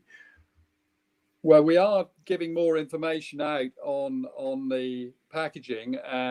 We have been hauled over the coals by the Scotch Whisky Association when we've been talking about the different ages in our releases. Like there's a 6, 7, and 8 year old in this, so I think the debate between age statement and non-aged is going to rage, and quite rightly. What we're trying to do, because ours are non-aged at the moment, is put more information where this NFC tag where you can tap your iPhone or your Android on the QR code or whatever. I'm not technically, you have to ask my sons about this, but you can get all the information about what we've done and which whiskies casks we've used and what age those casks were. So we're trying to give as much information as possible. Your question is, are we going to do age statement whiskies? If it's demanded and the general public feel that that's what they would like us to do, we might consider it. But at the moment, I think we don't have any plans to particularly start putting an age statement on it. I think what, at the moment, my view is very much build the brand on the back of the quality of the whiskey, and the whiskey enthusiast market is where we've always targeted. It's not the first time purchase. Is not going to be Kilchoman necessarily, but hopefully that people will graduate up to Kilchoman over time. So we feel, actually, funnily enough, that the success we've had is based on the character of our whiskies without an age statement. And as long as we can give more information on the packaging in whatever form that takes, then we're doing the job in the way that we want to, and that age statements shouldn't really be a barrier for us. But I understand that there's always going to be this argument about, there's the information is not there on non-age statement whiskies, and we as an industry can get away with using much younger age whiskies and charging more than an aged product. So I understand all that that angst about not having that information. I think what we've always set out is that Kilchoman is about targeting the whiskey enthusiast market around the world, which has been growing all the time, and therefore it's about purchasing Kilchoman because you've heard that someone's recommended it, or you've tasted it in a bar and you go, wow, that is something that we need to look at more seriously. So, but we I think there is some frustration there, Anthony, because if you consider that what you're allowed to display on your bottle is often at odds with what the enthusiast would like to see, and it's clear that you're very transparent. When we first engaged with Kilchoman back in 2009, 2010, we were clearly drinking 3-year-old, maximum 4-year-old whiskey. We understood that, and we were happy to pay it and enjoy it and talk about it. It's not about trying to understand the value, how much money the whiskey has cost us. When we are enthusiasts and we love the whiskey experiences, we want to talk about the barley and the yeast. We want to hold it up and we want to look at the colour. We want to understand that it's been unchill filtered, had nothing added, had nothing taken away. So when we can understand the age statement, when you're permitted to share that information with us, it's not because we want to judge how much value we've had for the cost of the whiskey. It's just another layer of transparency in order for us to connect with the product more. And it must be frustrating for you when you're hauled over the coals, as you say, for trying to share information on the label. That's frustrating. Yeah, that is frustrating. But I suppose, on the other hand, I understand why the rules are there, because they've served the industry very well over the years. I think things have moved on a bit since those rules. Perhaps if you're speaking about the legacy of blends, I think the legacy of blends, you know, and the way that things used to be. But we have moved on, as you quite rightly say.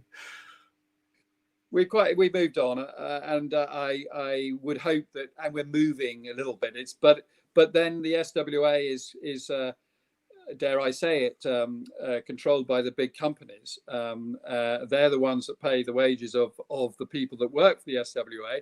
And yes, we're members because we think it's important to be members, but we don't have a controlling influence on what can be put out there. So you're always going to have that battle, but it's a battle that is emerging more and more in terms of the small companies having a bigger voice, especially in the single malt whiskey sector. And I think we want to be more transparent. And John Glazer, who I'm a fan of what he's done at Compass Box, and he's rattled lots of cages in what he's done, and I support exactly what he's done. But then he has a little bit more.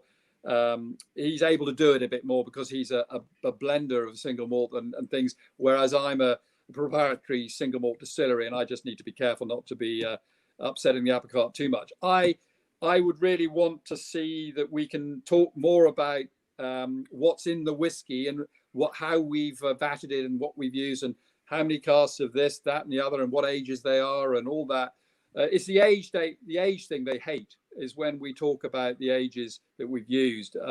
They hate, and they just ring me up and say, Anthony, you're going to have to not do that again. So I get a slap over the wrist and told not to do it again. And well, in that case, we have to work together to find ways to circumvent it. This is Ardnamurchan, a neighbour of yours on the mainland, that they've got the QR code that you were talking about there, Anthony. And if we scan this QR code, we get wonderful information. Brook Laddie have been championing it. You say Compass Box. And I know, and by the way, every time I've ever asked anybody responsible for any product at Kilchoman about the age in the product, if they know, they answer openly and candidly. So it's clear to me that there's no shame in what you're doing. There's no need. You're not trying to hide anything here. The only time that you're careful with your language is because of you don't want that phone call, that slap on the wrist. That's frustrating, unfortunately. And I think it's out. It was of its time. I understand the reason for it existing. If there's some things that I'm not understanding in contemporary times, why it needs to still exist, then I need somebody to step forward and explain it to me, because it's a wee bit frustrating. Let me ask just quickly, I think it's redundant. I think it's redundant because I think we've covered most of it. We've talked about age statement, but all of your products are 46% minimum, which means that we know your non-chill filtering, but thankfully, thank you, you put that on the label non-chill filtered. And you go one step further and you say natural colour. And you're quite happy to embrace the fact that one release of 100% Islay can be this pale Chardonnay colour, and the other one can be this dark gold colour. You know, it's the same expression, but you're clearly embracing the fact that batch to batch the colour will vary, and you put it on the label natural colour as well, which I have to applaud you. This is clearly something that's important to you, right? Oh yeah, massively important. I think, you know, coming up to Scotland when I did, and bottling in single casks and understanding, talking to consumers who said, look, come on, you know, this is what we need to have the more natural single malts out there, and that's what I started to do. And as an independent bottler, we were bottling at cask strength, so you didn't have to worry about chill filtration, and you certainly didn't have to worry about adding colour. So, you know, it was a natural thing that we were always going to bottle at that slightly higher strength where we didn't have to chill filter, and that the consumers were getting the chance to try a single malt that was as natural as only just a bit of coarse filtration, and that's you're getting much better value for money from that, because you're not having anything added or subtracted from the single malt that you're enjoying. So 40-43%, you know that probably it's had a bit of chill filtration. Well, it has to have had some chill filtration so that it doesn't cause a haze, and you strip out some of the proteins that cause that. So I think more and more distilleries, and it's interesting, the bigger distilleries are now doing it more and more of slightly higher strength, and that's great to see. You know, I remember thinking, you know, it's a wry smile on my face when I consider that the big companies were starting to look over their shoulder and see these small companies, you know, educating the consumers in single malt and how to enjoy them at their best and how to get best value. And suddenly, you know, a lot of the bigger distilleries are taking note of that. They've done that over the years, and it's great to see, because the consumer is the winner every time. Listen, the big distilleries, the big producers, the blend market that moved into the single malt market, they carved the furrow for all the smaller distilleries to fall in. So now you're paying them back, and you're showing them how to change and modify their product in order to maintain that passion and that following going forward. Whiskey in the Six, Rob over in Canada. You start, Rob, he's bought me a wee dram. I'm joining you tomorrow night. I've already let everybody know that we're getting together tomorrow night to celebrate your 10k subs and your 5 years, my friend. And he's saying, throw an age statement on those beauties. We're seeing success with such whiskies aged 5, 7, and 8 years of age. And actually is saying a different thing, but a similar thing. Accurate information without a shout age statement is fine. We don't care how it's communicated, whether you slap a big 5, 6, 7, 8 on the front, or whether you decide to kind of give us a bit more information on the back. Perhaps we might need to go through the scanning the QR code or accessing a website, direct email or something, whatever it may be. It'd be nice if everything was just a bit more open. And there was a time that the industry was saying, look, 40% ABV is high enough, thank you very much. Most people are not going to sip that neat. So they're going to put it out at 40%. But those days are changing. People are drinking less and enjoying more. It's more about flavour, and it's more about engagement and integrity. And the more of that we can access, the more success I think is at the end there for the producer that's bringing that. So I think that generally speaking, blends and things, the market is fairly flat. Some good years, some average years, some not so good years. But the people that are bringing good quality single malt, I mean, let me ask you now, even at 480,000 litres, 15 years after you were making 90,000 litres, you could probably suggest that, yeah, you could be doing with making a wee bit more whiskey if you could. Am I right? Because you see a demand for the product that you're putting out there in the market that is naturally presented. I think at the moment, I mean, I hope that we don't think that we need to do that over the next 10 years or so, because I think, you know, 480,000 litres of alcohol a year that we're producing. If you reduce that to 46% and put it out on the market, this is just giving you a rough idea of how many bottles that is, with no evaporation or anything. I'm just saying that's producing, you know, 1.1 million bottles a year. Okay, so you know, for me, you know, that's a lot of single malt, because we're not selling any of it as to the market. We're not selling in these blends or to independent bottlers. We're keeping it all for ourselves, and I think that's key, because I think, and I understand why some, you know, new distilleries quite rightly have a different strategy, and they need to get their bills paid, and therefore you sell a little bit of fillings. You're probably making more than we're doing, but you need to to cover the costs to a certain extent. So some of them will be selling a few fillings, and that's fine. We just took a different strategy. We decided that we weren't going to do that, and that we were going to hold all of it for our own use. And that's why we can do single casts, and that's why we can do small batch releases and all these other things. And 480,000 litres, although it sounds quite small still, relatively compared with the industry, it's a lot of casks that we have, and more warehousing each year that we have to build to store these casks, so that we can take the maturation further out than we have been able to over the last sort of 5 or 10 years. So it's a difficult balancing act, especially when you don't have a crystal ball, right? It's a massively difficult balancing act. I mean, being in the industry, you have to predict 10 years down the road, and that's impossible to be able to do. And that's why the industry as a whole has always got it wrong, and always has to rein back from producing, going full bore, and then coming back and closing distilleries, or mothballing, or just doing 6 months of production. So, you know, it's an ever-going circle. So I think what we've done is very different from most distilleries, in that we just feel that we built a brand on the success of the quality and character of our spirit and our whiskey. And this is, Jim Swan I talk a lot about, because without his input, we'd never have been where we are now. Yep. I could have brought in all sorts of other people, but they wouldn't have given the sage advice that he gave me, and such a humble person. And, and I know other distilleries that he's helped have also been very grateful for the support he's given them over the time that when they were setting up. So,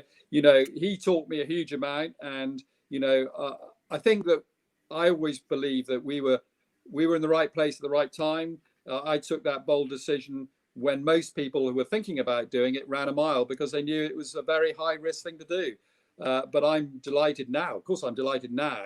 When you talk about 2005 through to 2011, I was stressed out. I was probably about to die of a bloody heart attack, because there was so much going on, and firefighting to do, and banks to pay, and all these things. So, you come through those challenges, and it was a huge struggle to come through those challenges. You enjoy the success after that, when suddenly we can talk more about, the strategy of building the brand going forward. And so I'm hugely delighted we're in this place, but because of the consumers and the number of whiskey enthusiasts out there, and your patrons, and a part of that have made it possible for me. Because, as I said earlier in the piece, 20 years ago, if I'd done this, no chance. It would have been a complete disaster.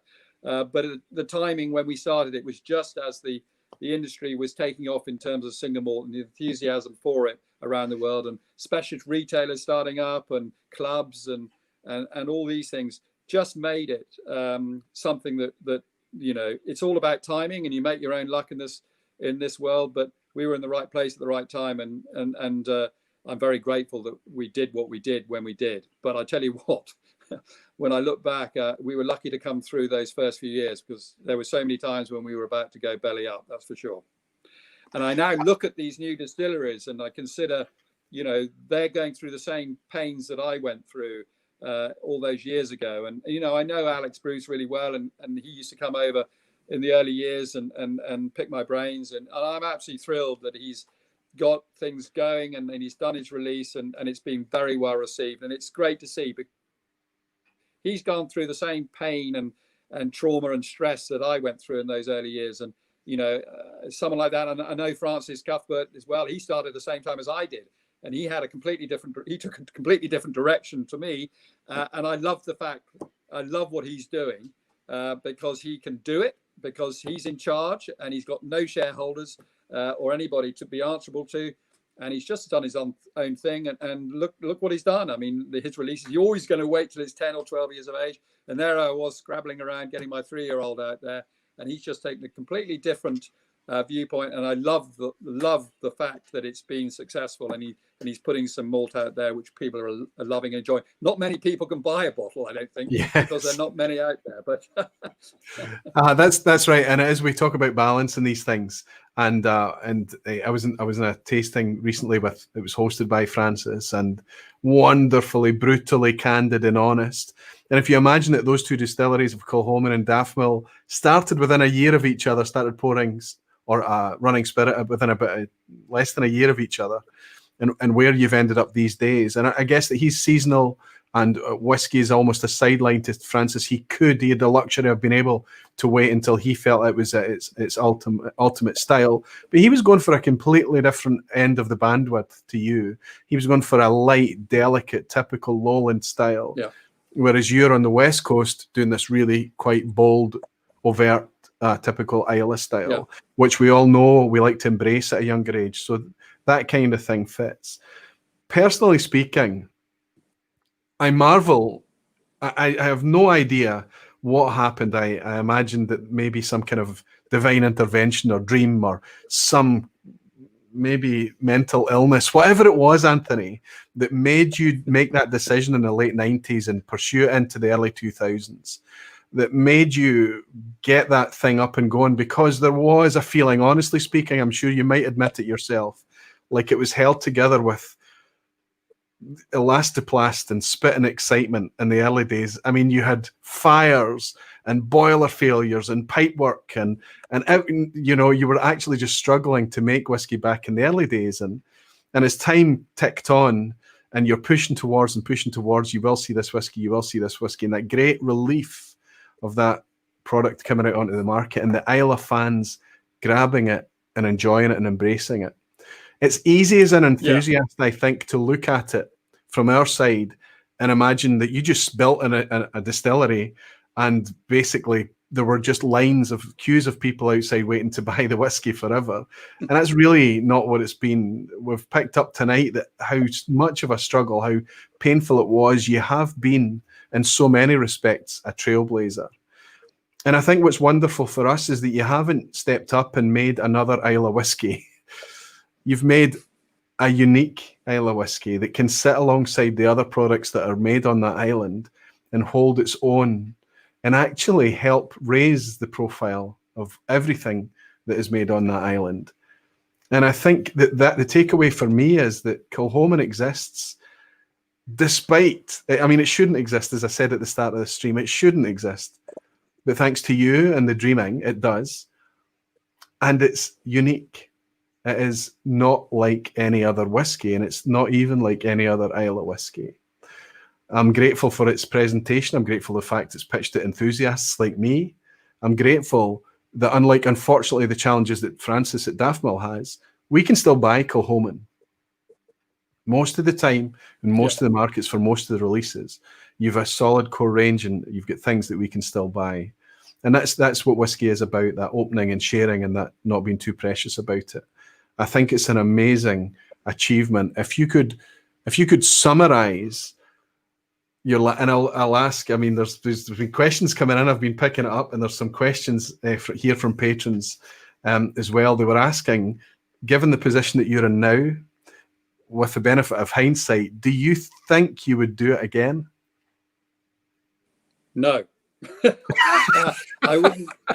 No, in one short answer, no. But I'm absolutely over the moon. I did, and I took that risk, and I was bold enough to do it when I did. But would I put myself through that again? No, I wouldn't. I think you can only go through that once in a lifetime, which I did. I mean, you were talking about, we were boilers breaking and fires and all that, but you see, it was obvious to everybody. Now it would be obvious that you don't go and buy a second-hand boiler, which is your most important bit of kit that you put in your distillery, because if you don't have a boiler that works, then you're not going to produce spirit and whiskey. So, but I bought a second-hand boiler because I couldn't afford a new one, and it blew up within about, I don't know, 3 or 4 months, and then I had to go out and buy a new one. So there's so many things. I was able to and a lot of the new distillery guys came and saw me and talked to me about what the do's and don'ts, and I was quite candid with all of them about what they needed to do. Don't buy any secondhand kit. Buy it all brand new, and it's probably going to work. And if it's not going to work, you're well insured, and you get another one. So I did it, as you quite rightly say, in a way that on the cheap to start with, and that was the biggest mistake I ever made. Because what I should have done is Richard Forsyth, who I know very well now, is a good friend. He he said, look, I'd do a turnkey for you, Anthony. It'll cost you this. I said, bugger off. I'm not going to pay that, Richard. I'll be bankrupt before I've even started. So then I brought in contractors to do the pipe work, and I brought this, that, and the other. And I tried to cobble it together from people who weren't as experienced as Forsyths are. And what did I do with the second still house? I went to Richard and said, put me in a distillery and do a turnkey job. And that's what I'd advise everybody, because there's no way you should try and do it on the cheap, which I tried to do because we didn't have the funds available at the time. So, you know, we had pipes bursting all the time in the still house, and it was a bloody nightmare for about a year and a half to get everything sorted out. And of course, it cost a lot more money to get it sorted out than if I'd gone to Richard and said, yeah, okay, Richard, you know, I don't like the price you're quoting me, but get on and do it, because that would have been, I would have had a much better job at the end of the day. And, you know, you get the experts in. You don't try and get a plumber to come and fix sort of pipes that are carrying very hot steam around the still house and going around bends all over the place. And of course, the steam eventually shoots through one of the corners. Yeah, more examples of this whiskey existing despite all of that. Jimmy Jazz saying brings out the honest and best in folks. Pete Ed is saying, I'm glad Anthony did it and I was not affected by any hindsight. Jimmy Jazz is thanking you for the honesty. Alistair Gray is saying, I should be in my bed getting shouted at by the wife, but this is such an incredibly interesting vPub. Great to hear from Anthony. Ordered my first Kilchoman, a Kilchoman Founders Cask. Alistair, my goodness, that's your first Kilchoman. I've known Alistair for a long time. He's a moderator and admin on the channel. I'm shocked to hear it's his first Kilchoman. I'm interested, Alistair, to hear how you get on with it as well. Jimmy Legacy saying the ingredients, pain, trauma, and stress. Absolutely. Falsgraph is saying, Willie Dollier's question is also in my mind. Let's see if I can tune into it. At what point in the journey, Willie Dollier is asking, did Anthony think, yep, this is going to work? Interesting. When there must have been a seesaw year. I think it was 2009 when we released our first release, 8,000 bottles on the 9th of September 2009. And the enthusiasm for it overwhelmed me. You know, we sold those 8,000 bottles out in days, and I thought, Christ, you know, we might have something here. But I will always temper that with, I think enthusiasts were interested to see, so they're going to buy the first bottle, and I think that always happens. It's the second, third, fourth, and fifth bottle, and that was key for me. Was yes, we sold that well, but now we need to drive on, and hopefully people will buy the second and third. Because, but when we did get that sort of response, it was a huge sigh of relief for me. But it was even more key when people came back and bought more, and the things that were being said about Kilchoman and what we were putting out there was interesting, and that it had something to look forward to as it grew and matured and got older releases. So that was really the big turning point, because up until then it was a nightmare because we had no income. And we were fortunate that the Bank of Scotland were prepared to lend us. But when we went back for more money, they weren't ready to lend us any more, because the crash happened and, you know, all sorts of things. So they tightened their belts, and then we had to go searching for more investment. And we got that through the core shareholders who've supported me throughout. But look, it was a very up and down journey. I mean, Jesus Christ, it was all over the shop. And you know, it's now great. I mean, I'm just overwhelmed now, because I never imagined, and I truly say I would never imagine that we would have the following we do. And I'm hugely grateful for everybody out there who supported Kilchoman, because it's them that I have to be thankful for, because it's, you know, I make whiskey and I'm passionate about what I'm doing. But if you're not making whiskey that other people enjoy, then you haven't got a business. So I'm always very humble, because I think that, you know, you have to look at the people that are actually supporting you and buying Kilchoman and spreading the word. And, you know, there's nothing better than word of mouth for a small brand like Kilchoman. And you have managed to capture magic and capture a real audience, a fan base. I remember in 2015, I was on Isla and I met a German called Wolf.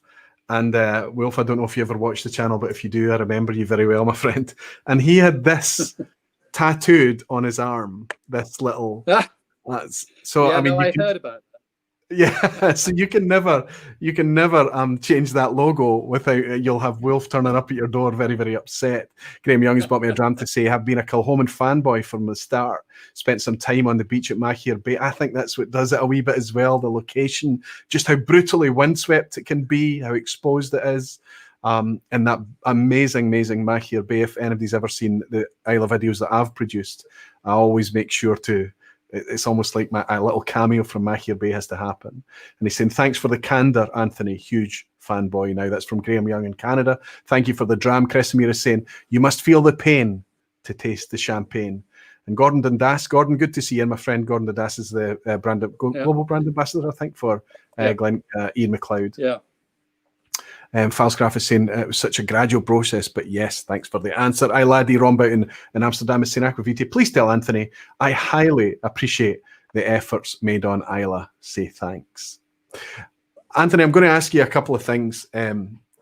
Firstly, it's been asked by patrons, it's been asked generally, pick a favourite. And I know in one of your videos on the website, actually, you say something that we talk about often, the best whiskey you'll ever taste is straight from a cask in a warehouse, but hopefully a dunnage warehouse, for example. It's wonderful. Tell me the best Kilchoman that you've ever tasted. When have you sipped the whiskey? When have you had that flash of white realization, that epiphany moment? What whiskey was it? Well, I think people know that I'm a fan of bourbon cask maturation. I think there's no hiding place in bourbon. When you use it in maturation. Jim Swan, he said, look, sherry works, but it can be all over the place. You can taste a whole row of butts distilled on the same day, 10 years later, and they're all different. But bourbon has a consistency about it, and especially if you're buying consistent character of a bourbon cask. And I've been in the warehouse, and I think I go in quite often, and I tasted a 14-year-old Kilchoman the other week, and I thought, Jesus Christ, that is the best Kilchoman I've ever tasted. It doesn't need any longer than the 14 years, and I'm always a great believer that age shouldn't matter in terms of the character and quality of the whiskey. It's when it's ready, it's ready. And I would say this single cask bourbon, first fill bourbon, is just magical. For me, it's absolutely sublime, and we will be releasing it as a single cask at some point. We haven't decided when and how, but to me that sums up Kilchoman, because I think they work incredibly well in bourbon casks, and the ones we buy from Buffalo Trace have this wonderful consistency about them. So I'm hoping that the number of casks we've got at 14 years of age, and we've got a few, and we're buying a few back because we sold single casks initially to raise a few pennies in the old days, and now of course I wish I hadn't. Yes. And I'm trying to buy back as many as I can. We're managing to do that. The problem is brokers and independent bottlers are prepared to pay a lot more than I'm prepared to pay. But we've got a number of these 14-year-olds, and I tasted 3 of them recently with Robin, my production manager, and they were all superb. And I'm saying, you don't have to. I didn't even think I had to dilute it. It was probably about 54-55%, and it was just brilliant because it has that wonderful floral sweetness about it, but just all the character from the bourbon cask. And to my mind, and everybody knows that I'm a great fan of bourbon cask maturation for Kilchoman, because I think it works magically well. I'm a huge fan of bourbon cask as well. When we were on Isla last year, I took another channel, the Scotch Test Dummies from the States, from Kansas in the States, Scott and Bart. I took them to Isla. We went around, and we were driving out to Mahir Bay, and I took them into Kilchoman for some Cullen Skink, your famous Cullen Skink there. It's fantastic. And we went in there, and you were there. Now, you were busy, you were chatting to people, but you were just standing in the shop talking. And I thought, right, I'm going to go up and speak to Ant. I thought better of it because you were chatting to somebody and we were hungry. I said, I'll get him in a minute. and I missed my opportunity. But the next time that happens, I will not miss my opportunity. I'm going to tug you on the sleeve, and I'm going to ask you to take me to the 14-year-old single cask, please. Yeah. Yeah. And I've got I more. think, to my mind, yeah. I'm sorry? To my mind, Kilchoman doesn't need to be older than 14 or 15 years of age. If it's matured in a first fill bourbon barrel, that to me is at its classic Kilchoman character. If we refill, and you might be able to take those out a bit further, but for a first fill bourbon, you're not going to get much better than that, I don't think. I already cannot wait. I'm going to give you, before I let you go off hire for tonight, Anthony, I'm going to give you one more awkward question that you have to answer. I've asked you what your favourite Kilchoman was, your epiphany moment, your favourite go-to whiskey, 40-year-old ex-bourbon cask that's still sitting there patiently waiting to be bottled. But you can go anywhere in the Scotch whisky landscape now. What are you going to reach for? What's your soft spot? We know you've got a passion for Ardbeg and other Southern Isle distilleries.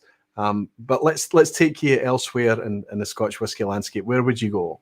Yeah, something because Islay has this bold style of whiskey. I would travel up to sort of Speyside, and one of my favourite sherry Speysides is a Glendronach. I think Glendronach is now it was in the hands of Billy Walker, who did a fantastic job in pulling that together and putting out some wonderful drams, and Stuart Buchanan and I, who you may come across, Stuart, who was their sort of brand ambassador, wonderful guy, hugely knowledgeable.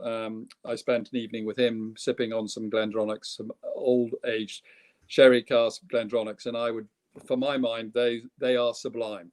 But look, I'm a great fan of all sorts. I'm a great fan of Glenfiddich. I know the guys up there pretty well, and although they churn it out and they put single malt on them, they've got some fantastically light, fruity style of whiskey, which I enjoy as well. It all depends when you're drinking it during the day, so and what sort of mood you are in as well.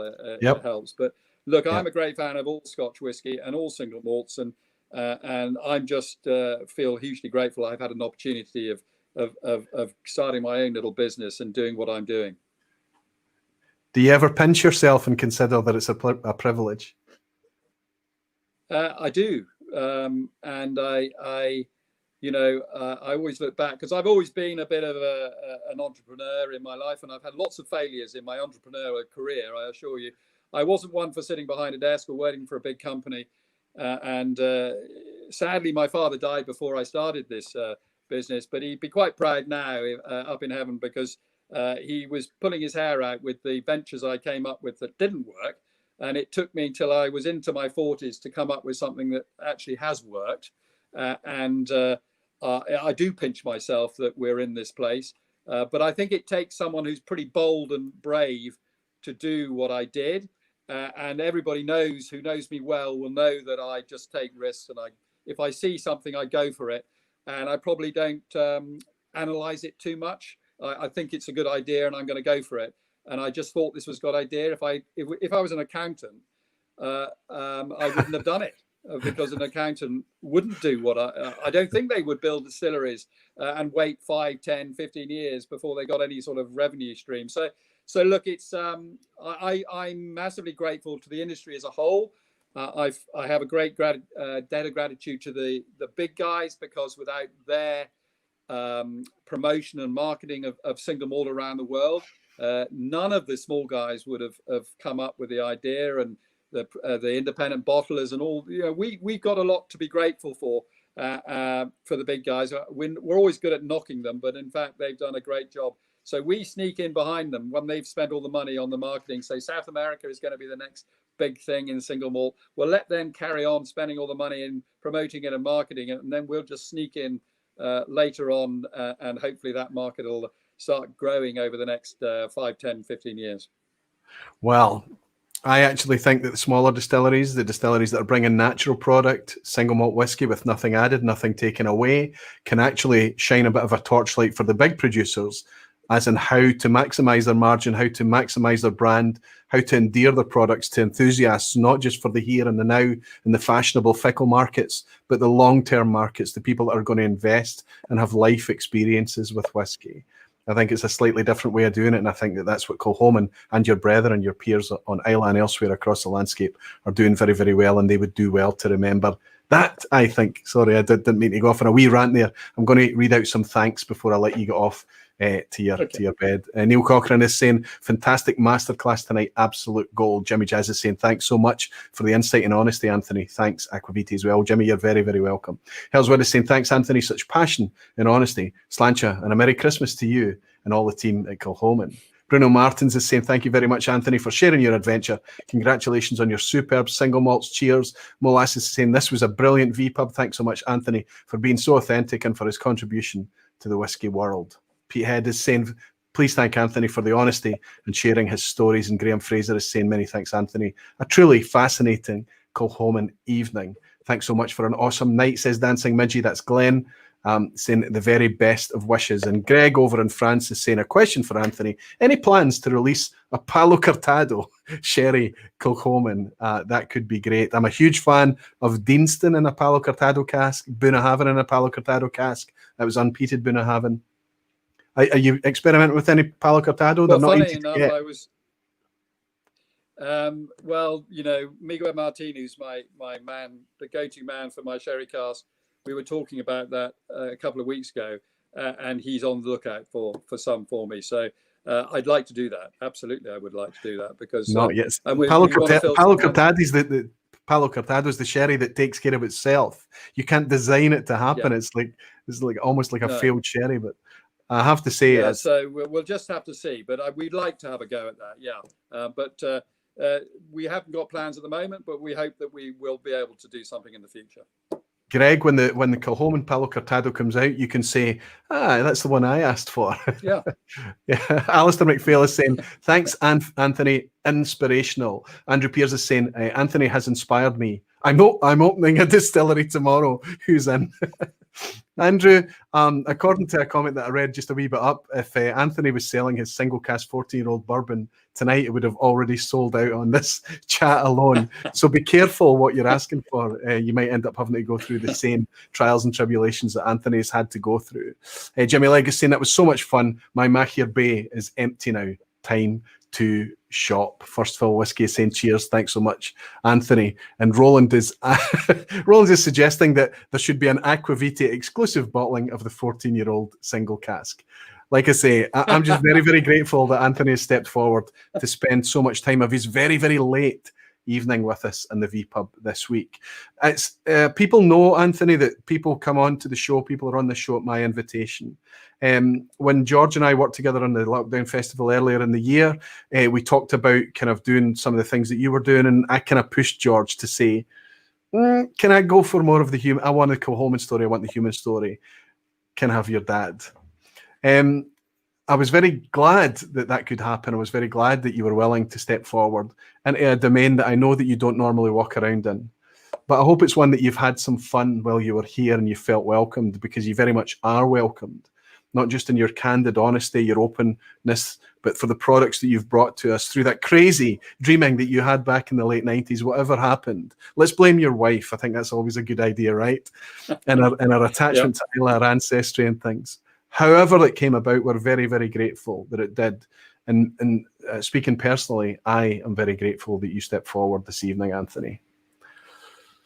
No, it's been a great pleasure. I've learned how to do these live shows over the last 9 months, obviously, like everybody else around the world. So, look, it's great fun to be able to engage with fans and single malt fans, and I've thoroughly enjoyed being on your show, Roy. It's been a great pleasure. I've had an absolute blast you being here, Anthony. I will not walk past you the next time I'm in Kilchoman. I will tug on your sleeve. I hope that we get to bump into each other real soon. And I'm very, very grateful for you tonight. What I'll do is I'll share if there's comments coming in and questions coming in for Anthony and the team after tonight, put it in the comments underneath. And if there are comments directly to them, I'll tug on the team and ask them to drop in and kind of respond to any questions or whatever. Anthony doesn't spend a lot of time on YouTube, so you might find that he might need a bit of convincing to come in and answer. But any questions that I wasn't able to get to tonight, thank you all so much for your interaction and your questions and everything. I appreciate that. I just wanted to let Anthony flow tonight and I didn't want to be interrupting him with questions right, left, and centre. So yes, leave it in the comments below, and hopefully the team will get to respond in the future. I'm going to raise this glass of where is it? The Loch Gorm 2020, Anthony. And I'm going to say congratulations on 15 years at Kilchoman. Congratulations on everything that you've achieved. And I think the biggest thing is being able to look back and pinch yourself and consider that it is a privilege. And we're very grateful for it too, despite how crazy it might have seemed once upon a time. Anthony and Kilchoman, thank you so much. Cheers. No, cheers. And I'm going to enjoy the rest of my Ardbeg Supernova. The glass here I've got, which is a superb dram. It's fantastic. Wonderful stuff, my friend. Listen, we're going to have a quiz now. You're welcome to stay, or you can watch in the background. You can do whatever. I'm just very, very grateful that you've stayed up this late. I know you've got a busy day ahead of you tomorrow, and I know that all the beautiful whiskey folk and dedicated barflies are very grateful that you stayed up so late as well. Not only in Europe, but across the Atlantic.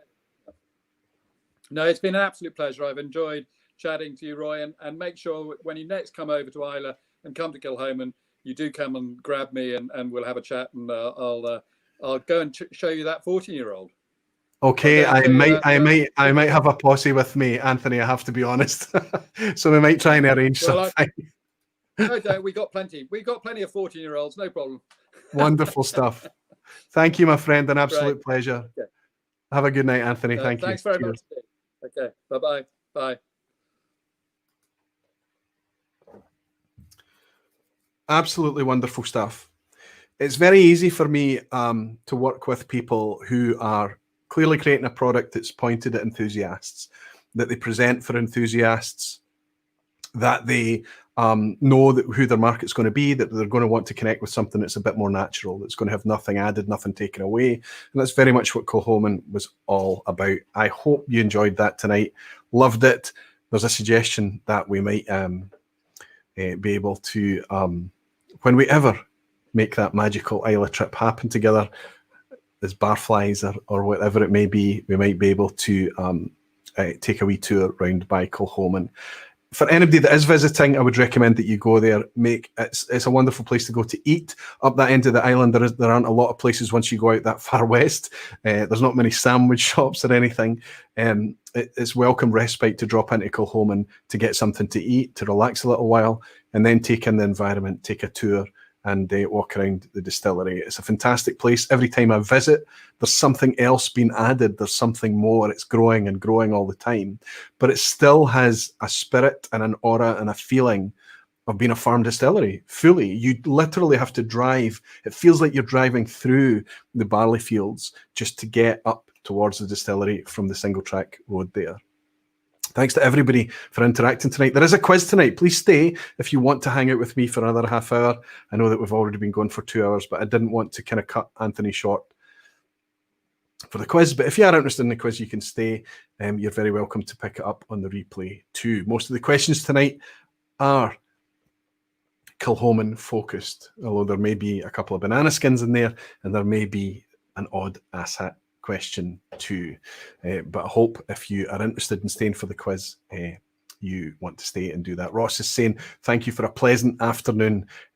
Of course, you're over there in the States, so you're quite a few hours behind us, Thomas. I'm very glad that you could wait and join us. Thanks, Anthony and Roy saying Rob too slow. Daniel Vermaas is saying fantastic. Jimmy Legg is saying I call first on the posse. You'll be there, Jimmy. I don't doubt. I don't think I'll get away with arranging it if Jimmy Legg isn't in attendance. Shayla is here, Whiskey Central. I will carry Graham Fraser while he carries your bag. It might turn into something a lot of fun. Willie Doler is saying Islay Allport will take a 500-seater plane barfly outing. We'll get an Airbus A380 to land us at Islay Airport, Willie. Fantastic. You never know what could happen in the future, and I would very much look forward to being able to do something like that.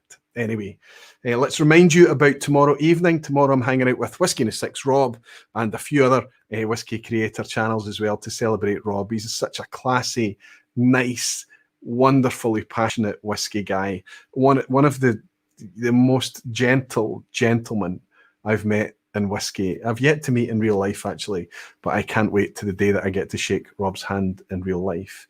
In the meantime, I'm getting to celebrate his channel success tomorrow. He's hit 10K, 5 years producing content on YouTube from Toronto, and you'll be able to hang out with me. I think it's going to be about 1:32 a.m. in the morning. It's going to be quite late, but regardless, it's worth it for Rob. I'm going to stay up a wee bit late to hang out with him. Benny Fries is in and said, "Merry Christmas, Roy. Thanks so much for your contributions to the whiskey blogosphere. At least my world of whiskey.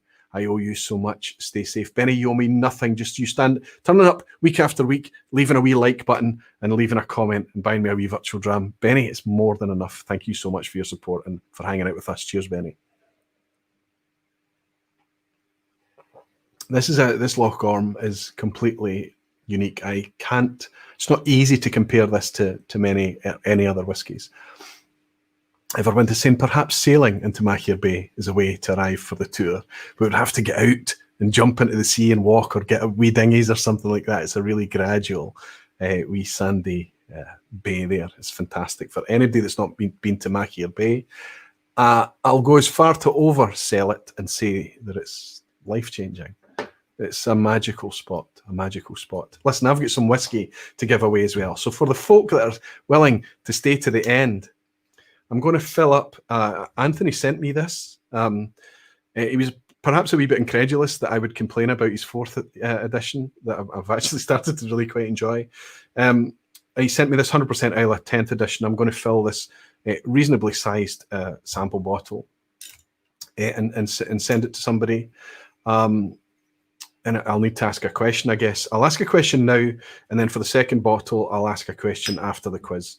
So then just the folk that stay to the end, I guess, get to bag the whiskey. But it's going to be something that I ask here live. It's going to need to be ad hoc, off the cuff.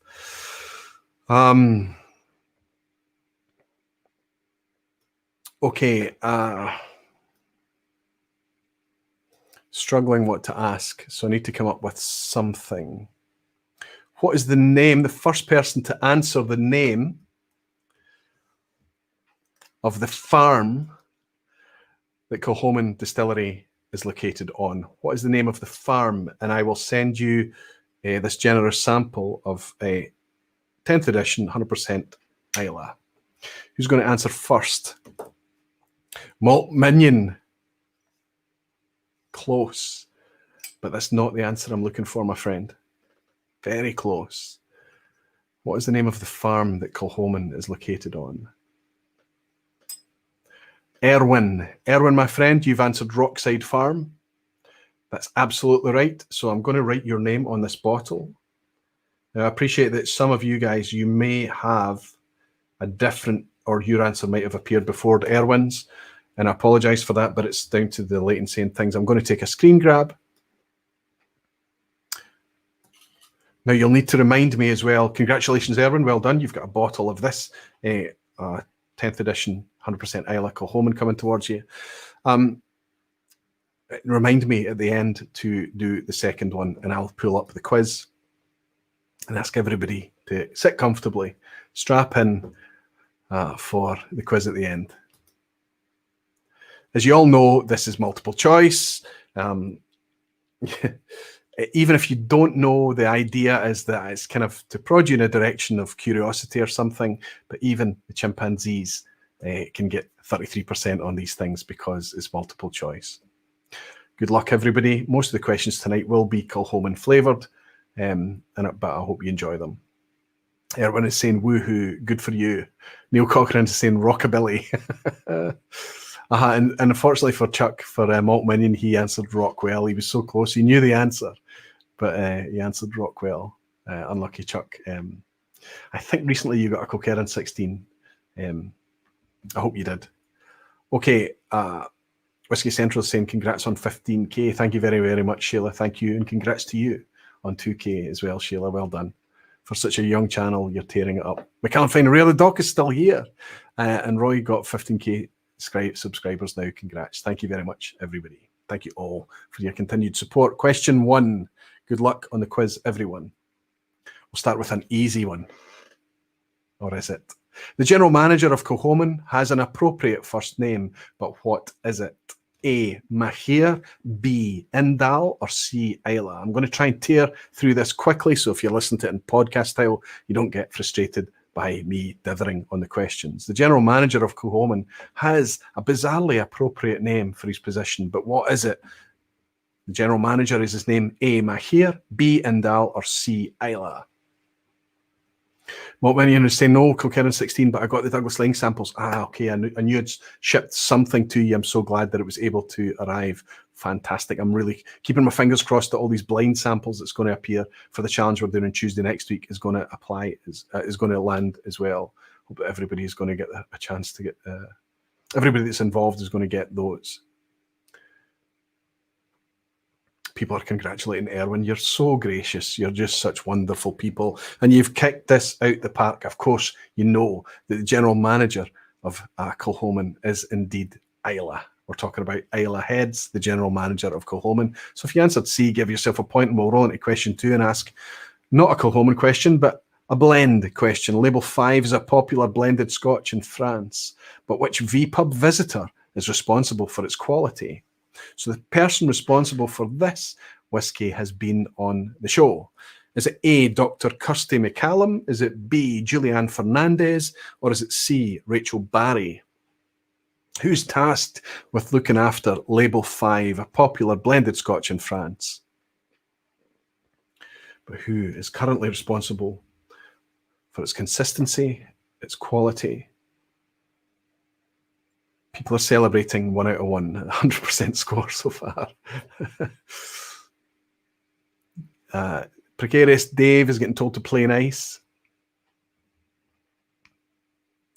If I know Dave and his dry sense of humour, he's probably been sarcastic or it's typical Precarious Dave, dry but nonetheless funny sense of humour. Everybody seems to is answering C for this one.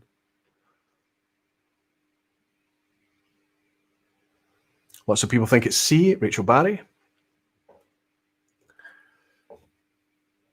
Jerry Miller is saying the only one he knows is C. So Dr. Kirsty McCallum was at Distell for years, but she's now at Glenmurray, La Martini Case. La Martini Case, is that correct? Am I saying that right? B is Julianne Fernandez, who is now at Distell, and C is Rachel Barry, who is now at Brown-Forman. Rachel Barry has not been on the vPub. She's not been on the show. So that made it a 50-50 between Julianne and Kirsty, and it is a Glenmurray brand, or a Glenturner brand, actually, and it is Kirsty McCallum. I'm suddenly doubting La Martini Case. I think it is. I think that's the name of the company. But the answer I was looking for is A, Kirsty McCallum. She is responsible for Label 5 blended whisky. Let's get back into Kilchoman, I think, for question 3. Kilchoman's Loch Gorm sherry cask expression is named after what? I know you're hoping that the answer is just going to be a loch, but it's not. Is it A, Isla's largest freshwater loch? B, a sea loch in the Rins of Isla? C, Isla's smallest freshwater loch? What is Loch Gorm named after?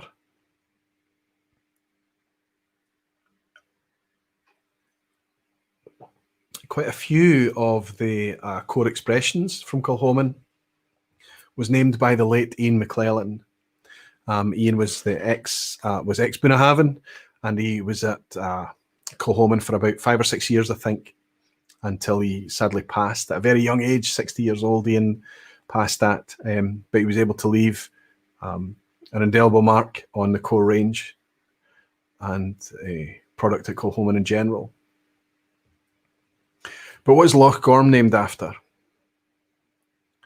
The largest freshwater loch, a sea loch in the Rins of Isla, or the smallest freshwater loch? Everybody seems to have this one as well. Maybe I'm making the quiz a bit too easy tonight, but it is. Loch Gorm is Isla's largest freshwater loch. Now, this picture here, I have to say, it looks very blue and very inviting. Anytime I've driven past that loch, it looks very dark. It's almost like inky black, the watercolour, generally speaking. Here's a little picture of Kilchoman from the sky, and here's a distillery with the pin above it. To the left there, to the west, you can see that gorgeous blue water of Mahir Bay and the golden sand there. Saligo Bay is just up to the north, but Loch Gorm is that really dark body of water sitting there. So you can see why the sherry cask expression has been named after Loch Gorm. possibly to do with the dark colour of the water. Anyway, question 4. Kilchoman malt, some of its barley in-house. You might have picked up on the chat tonight, but relative to Port Ellen sourced barley, it is what? What is it relative to the Port Ellen sourced barley? The in-house barley is A, a little peatier, B, almost the same, or C, a lot less peated. I think I may be making the quiz a wee bit easy tonight. Is it the Christmas spirit in me, perhaps? Fastgraph is saying, precarious Dave, well, sometimes it's not your fault if people don't get your kind of humour. Daniel Caballero is saying, I'm late. I will watch the recording later. Best regards from Colombia. Daniel Caballero, Colombia, you speak Spanish there, so bienvenido. Welcome, my friend. It's good to welcome you in. And you're never late. This is the pub. You turn up when it suits you, and it's there on the replay to fit around your life. Everybody seems to suggest that this is also C, lots of C's tonight, that it is a lot less peated. Yes, the in-house malt, as Anthony suggested tonight, is between 10 and 20 ppm. It's kind of all over the place. They don't really track it too much. But the product coming in from Port Ellen is up at our beg spec 50 ppm. So the answer I'm looking for is C, a lot less peated. Okay, halfway mark. The picture question, if you're listening to this podcast style, it's difficult. I know this is frustrating for you, but I've just pulled up a picture of, honestly, it's a distillery. You might be able to tell by the pagoda ventilator on the roof there that it is actually a distillery. And I'm obviously going to ask you which one we're looking at. Are we looking at A, St. Killian in Germany? Are we looking at B, Penderyn in Wales? Or C, Villiers in Belgium? I have a mental block about Penderyn in Wales. The pronunciation of it, it's either Penderyn, the way I've been saying it, or Penderyn. I know that I always say it wrong, and I've tried to memorize the pronunciation, but I always seem to revert back to the wrong pronunciation. I apologize to anybody that's listening and is offended by me pronouncing Penderyn or Penderyn or whatever it may be wrong. But what are we looking at here? Are we looking at St. Killian in Germany, Penderyn in Wales, or Villiers in Belgium? Everyone is celebrating his 4 out of 4, but he's admitting that this is his kryptonite, the fifth question, the picture question. Lots of people on 4 out of 4. Whiskey Radar. Roland is in tonight. Thanks for your questions and your email, Roland. I hope that we covered most of them tonight. Erwin is saying 4 out of 4. As is Graham Fraser, Bruno Martins. Wow, quite a lot of 4 out of 4s. Glenn Danson, Midgie on 4 out of 4. Peterhead on 4 out of 4. Excellent stuff. And Graham Fraser is saying B, he thinks. I can tell you that absolutely you are looking at the Welsh distillery, Penderyn. Quite an interesting looking building, not a building that you would immediately spot as a distillery until you saw that wee ventilator on the roof. But I wonder, I don't think they do any malting there. I wonder if that has a purpose, that wee ventilator. Andrew Pierce is saying, Aquavita and Welshroy, your pronunciation was correct, Penderyn. Thank you, Andrew. So all I've got to do is lock that in and have some conviction when I say it right, Penderyn. Thanks, Andrew. Thank you very much. Question 6, that's the halfway point. Which of these distilleries was founded the year before Kilchoman? The year before Kilchoman. A, Arran, B, Glengyle, or C, Daft Mill? So you might have established that Kilchoman was founded in 2005. We celebrated their 15 years this evening in some way, some small way. But we're asking, I guess, which of these distilleries, Arran, Glengyle, or Daft Mill, was founded in 2004? Whiskey Jason from Germany, thank you so much for looking after me tonight. Putting the wee separation in there, it means that when I'm scrolling up and down the chat, it makes it easy for me to pick out exactly where I am. It's very helpful. Jason, you're a star, still putting out all that content in German and English. You work very, very hard to share your whiskey, my friend. It's quite amazing to see. Lindsay Holman is saying, can't you roll the R a little? Yes, I can, Lindsay. I do have that capability. Penderyn.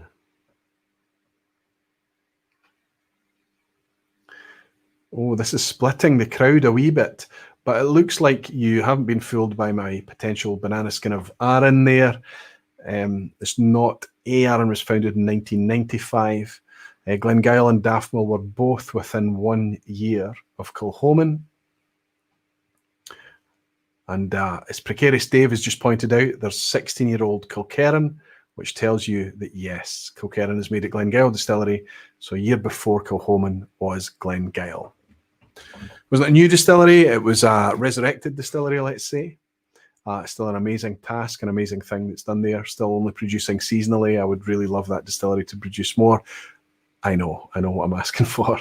I'm loving what's coming from Glengyle, from Kilkerran. It's amazing stuff. Kilchoman again, question 7. Amburach is a recent release from Kilchoman, but what does Amburach mean in Scots Gaelic? Jimmy Legg is raging. He's saying, no, you weasel. He's obviously just slipped up in question 6. Aye, Jimmy, we've been talking about Kilkerran 16 regularly for quite a while. I'm surprised if you did slip up on that. Call it a bit of a brain fart and move on. Don't worry about it. I'm asking, what does Amburach mean in Scots Gaelic? Is it A, the unpredictable, B, the mess, or C, the unlikely? Amburach is a current release. I think it's still available. I'm not sure if you can get it still, but it was there was a bit of port cask in there. It was a bit of an odd Kilchoman release with quite a convoluted maturation, let's say.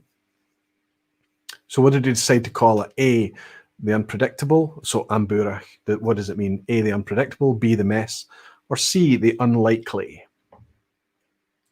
You're such knowledgeable folk. Sid Martin is saying, I typed C, then immediately realised, so changed. Yeah, I mean, you don't need to be first to answer, but you need to be right. And I can tell you that anybody, like so many of you that is answering, there's going to be 10 out of 10s all over the place tonight, I feel like. Indeed, Amburach is Scots Gaelic for the mess. And the idea is that I think they were supposed to be vatting some sherry and bourbon casks. I think there was some kind of mistake, so maybe something similar to the Glenmorangie mistakes that they've had in the past. Ardbeg have done the same thing where there've been oddball casks thrown in there by mistake. I'm not sure. But there was a port cask thrown in there. And in the end, they re-racked it again, matured it a little bit longer, and they ended up with a special limited release called Amburach, and it is literally Scots Gaelic for the mess, which is a really fun, tongue-in-cheek name for it. Question 8. The Artisan restaurant in Wishaw, Scotland, is run by a well-known collector of what? This is a kind of whiskey-themed restaurant in Wishaw, which is not so far southeast of Glasgow in Lanarkshire in Scotland. Fairly well-known among whiskey folk, the Artisan restaurant. But it is run by and owned by, I should say, a very well-known collector of A, whiskey water jugs, B, stenciled barrel heads, or C, expressions of Bruichladdich. The owner of Artisan in Wishaw, what does he collect? What is he famous for collecting? A, whiskey water jugs, B, stenciled barrel heads, C, expressions of Bruichladdich. I can tell you that if you visit Artisan Restaurant, you can see a display of these things. Lindsay Holman is saying, thanks for your description. What did I describe? And Precarious Dave is suggesting he knows this one. And Graham Fraser is saying Shugley peg time. Okay, that's because he's got a good score. He's worried about it blowing up on the back nine. Don't worry. Lots and lots of people. There's got to be a 10 out of 10 tonight. Lots and lots of people know exactly. I'm talking about Derek Mather, the proprietor down at Artisan in Wishaw, must be struggling this year. The on-trade restaurants in general must be having such a tough time. Want to give a wee shout out to Derek Mather and the Artisan restaurant down in Wishaw. He's a huge collector of expressions of Bruichladdich. If you answered C, that was the answer I was looking for. Look at this. In this cabinet here and displayed in the restaurant, that's just the Valanche collection that you see there. All around that display, it's dripping with Bruichladdich, as well as hundreds and hundreds and hundreds of other bottles, all open, that you can have by the dram should you go along there for some food Obviously, right now in lockdown, I hoped that I'd put in a little Facebook screenshot, but I must have forgotten regardless. Go along and look for the Artisan Restaurant on Facebook. If you're local, they're doing takeaway, they're doing gift vouchers, they're doing lots of other things that you can, it might be a great Christmas present actually, because if you're a whiskey lover, it's a wonderful place to go and eat. But they're also doing, you just go and look at their Facebook page and look at the photos that they've posted recently today, and you might be able to see what you can pick up for yourself or a whiskey lover that may need a nice wee Christmas gift. I hope you're doing okay down there in Wishaw. Question 9. Which YouTube channel will celebrate 10,000 subscribers and 5 years this weekend? I might have hinted at that already. Is it A, Foodquig in Canada, B, Whiskey Whistle in Canada, or C, Whiskey in the Six in Canada? Which of those 3 channels? That's Andy at Foodquig over in British Columbia, he is. Is it B, Whiskey Whistle? That's Mark, he's in Winnipeg. Or is it C, Whiskey in the Six, who is in Toronto, Ontario? Jimmy Like is saying they don't look open. You see, his Bruichladdich collection is an actual collection. It is a collection. He has copious amounts of Bruichladdich open that you can drink, but the ones behind the glass there that you see is indeed his collection for display. They're very, very unique bottles. It's less about the liquid and more the reason that the commemoration, what they commemorate when they were bottled, the Valanche series. But most of the other bottles that you see, literally dripping from every wall that exists in that restaurant, is available to drink. It's not for display. Whiskey Mystery is saying about 3,000 bottles to try. Yeah, I don't doubt that. But absolutely, anybody that's suggested that it's Rob, Whiskey in the Six, C, that is celebrating 10k subs and 5 years of creating content, whiskey content on YouTube. Congratulations, Rob. I'm looking forward to hanging out with you tomorrow night, my friend. I hope to see some of these fantastic, beautiful whiskey folk and dedicated barflies there. I know the time zones are a wee bit off, but it's Friday night. You may find that question 10 is a bit of an asshat question, but let's see who's on the 9 out of 9s. Pete Head is on 9 out of 9. Frank, well done. Anybody else? Too Slow Rob is on 7 out of 9.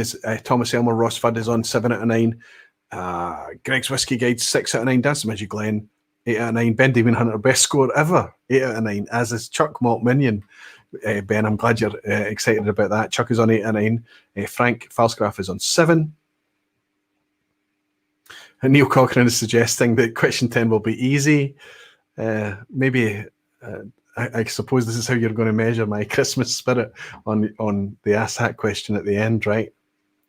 There are a few 9 out of 9s. Alistair McPhail's on 9 out of 9 tonight as well.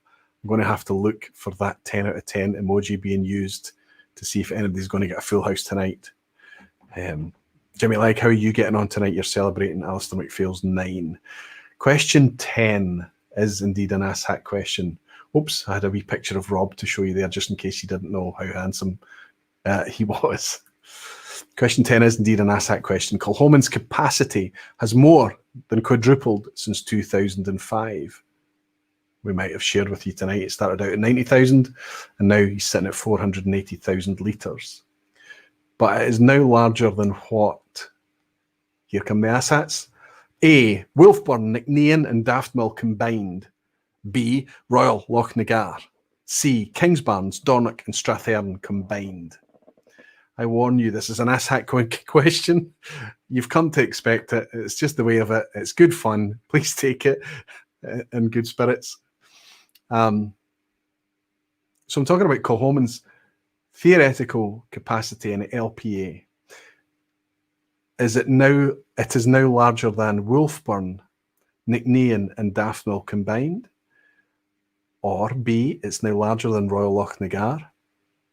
Or it's now larger than C, Kingsbarns, Dornoch and Strathearn combined? Let's read the rage that's going to pour out of the chat for this one. Lassie is using the asshat emoji quite appropriately, absolutely. Too Slow is suggesting that it's an asshat question and a banana skin. And Jimmy Legg is saying this is awful, awful, awful. And Whiskey Central Sheila is saying, oh, this question, C, question mark, she thinks it might be C. And Jimmy Legg is saying B, because no math.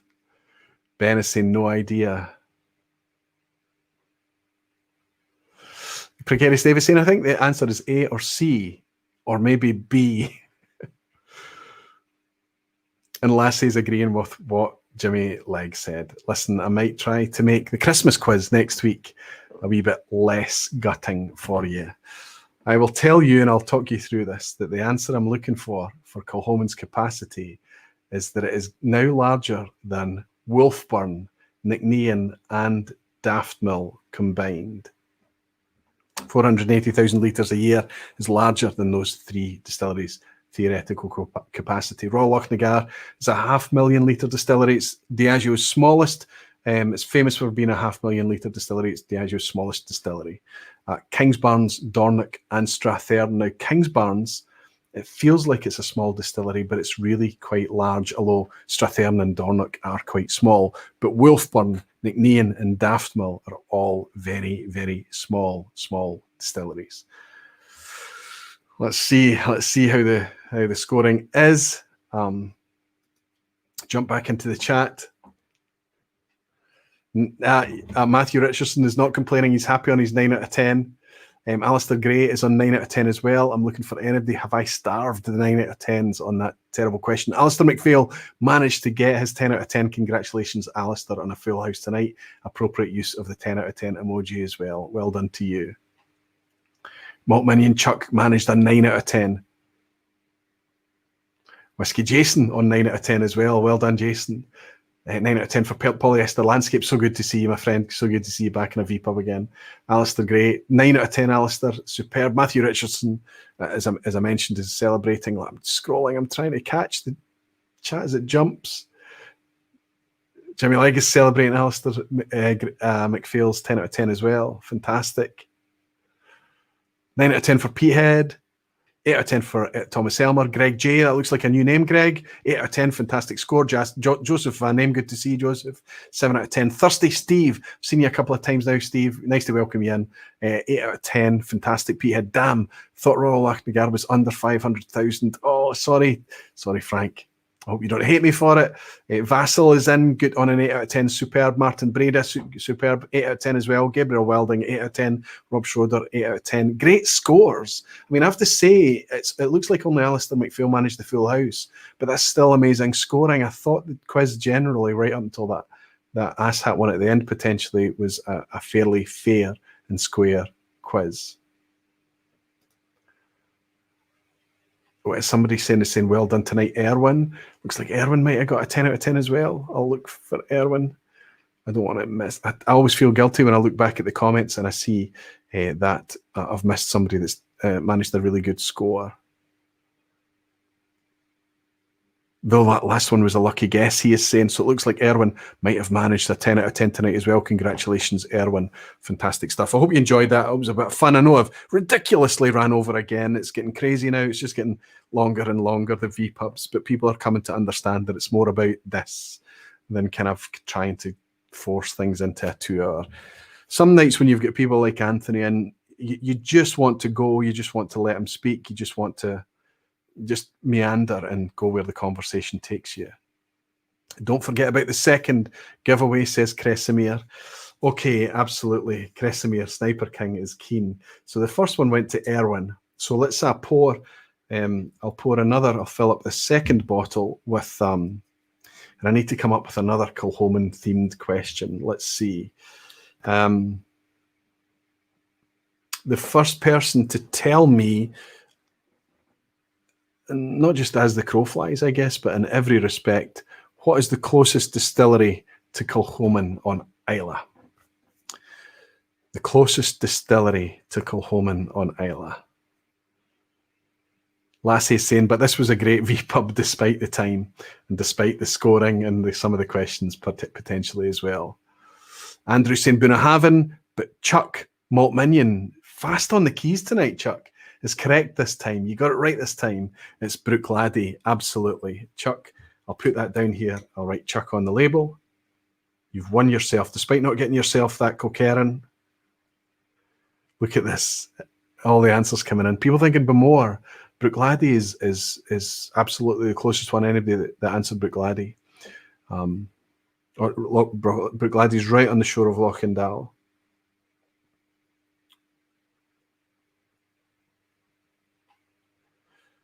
I've written your second name on it as well because there's one or two other Chucks in there. Congratulations, Chuck, and congratulations, Erwin. You've got yourself a wee generous sample bottle from me of the gift actually sent in from Anthony at Kilchoman. I think it was very generous of him to send this to me.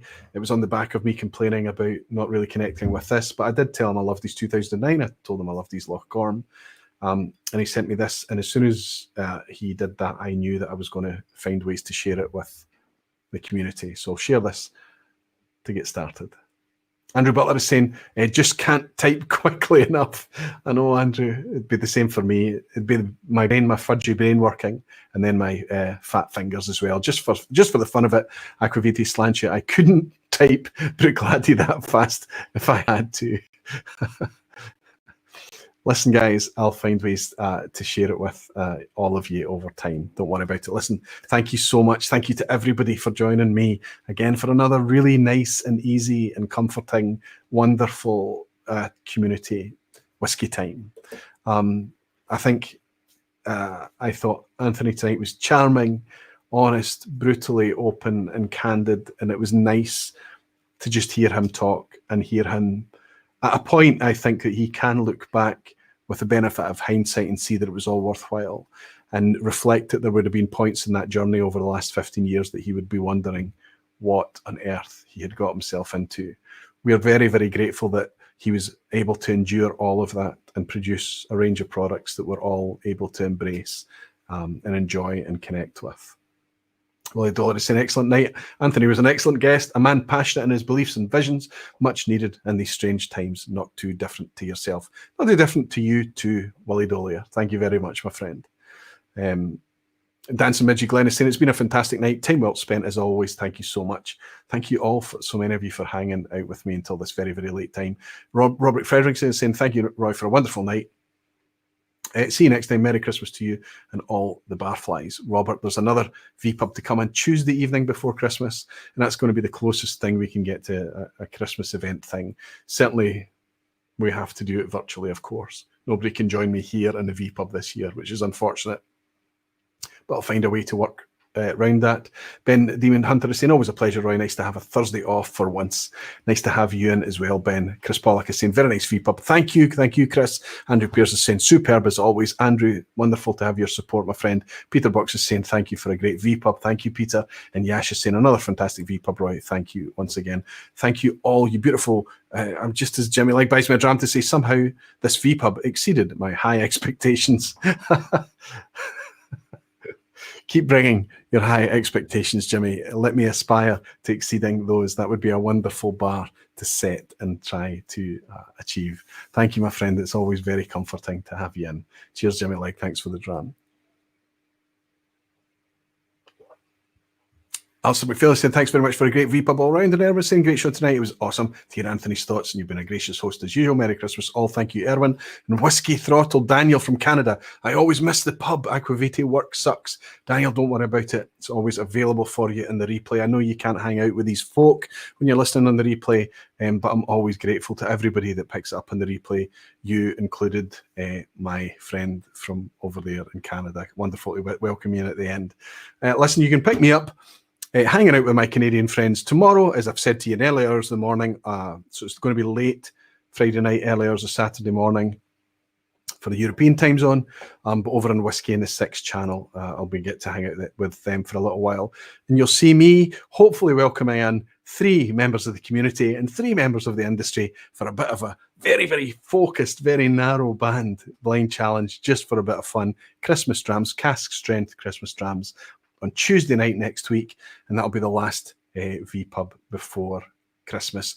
I will be attempting to bring another vPub to you a week after that, on the Tuesday night in between Christmas and New Year, which is, I believe, let me work this out now. That's going to be the 29th, and that would be a kind of reflective summary of 2020.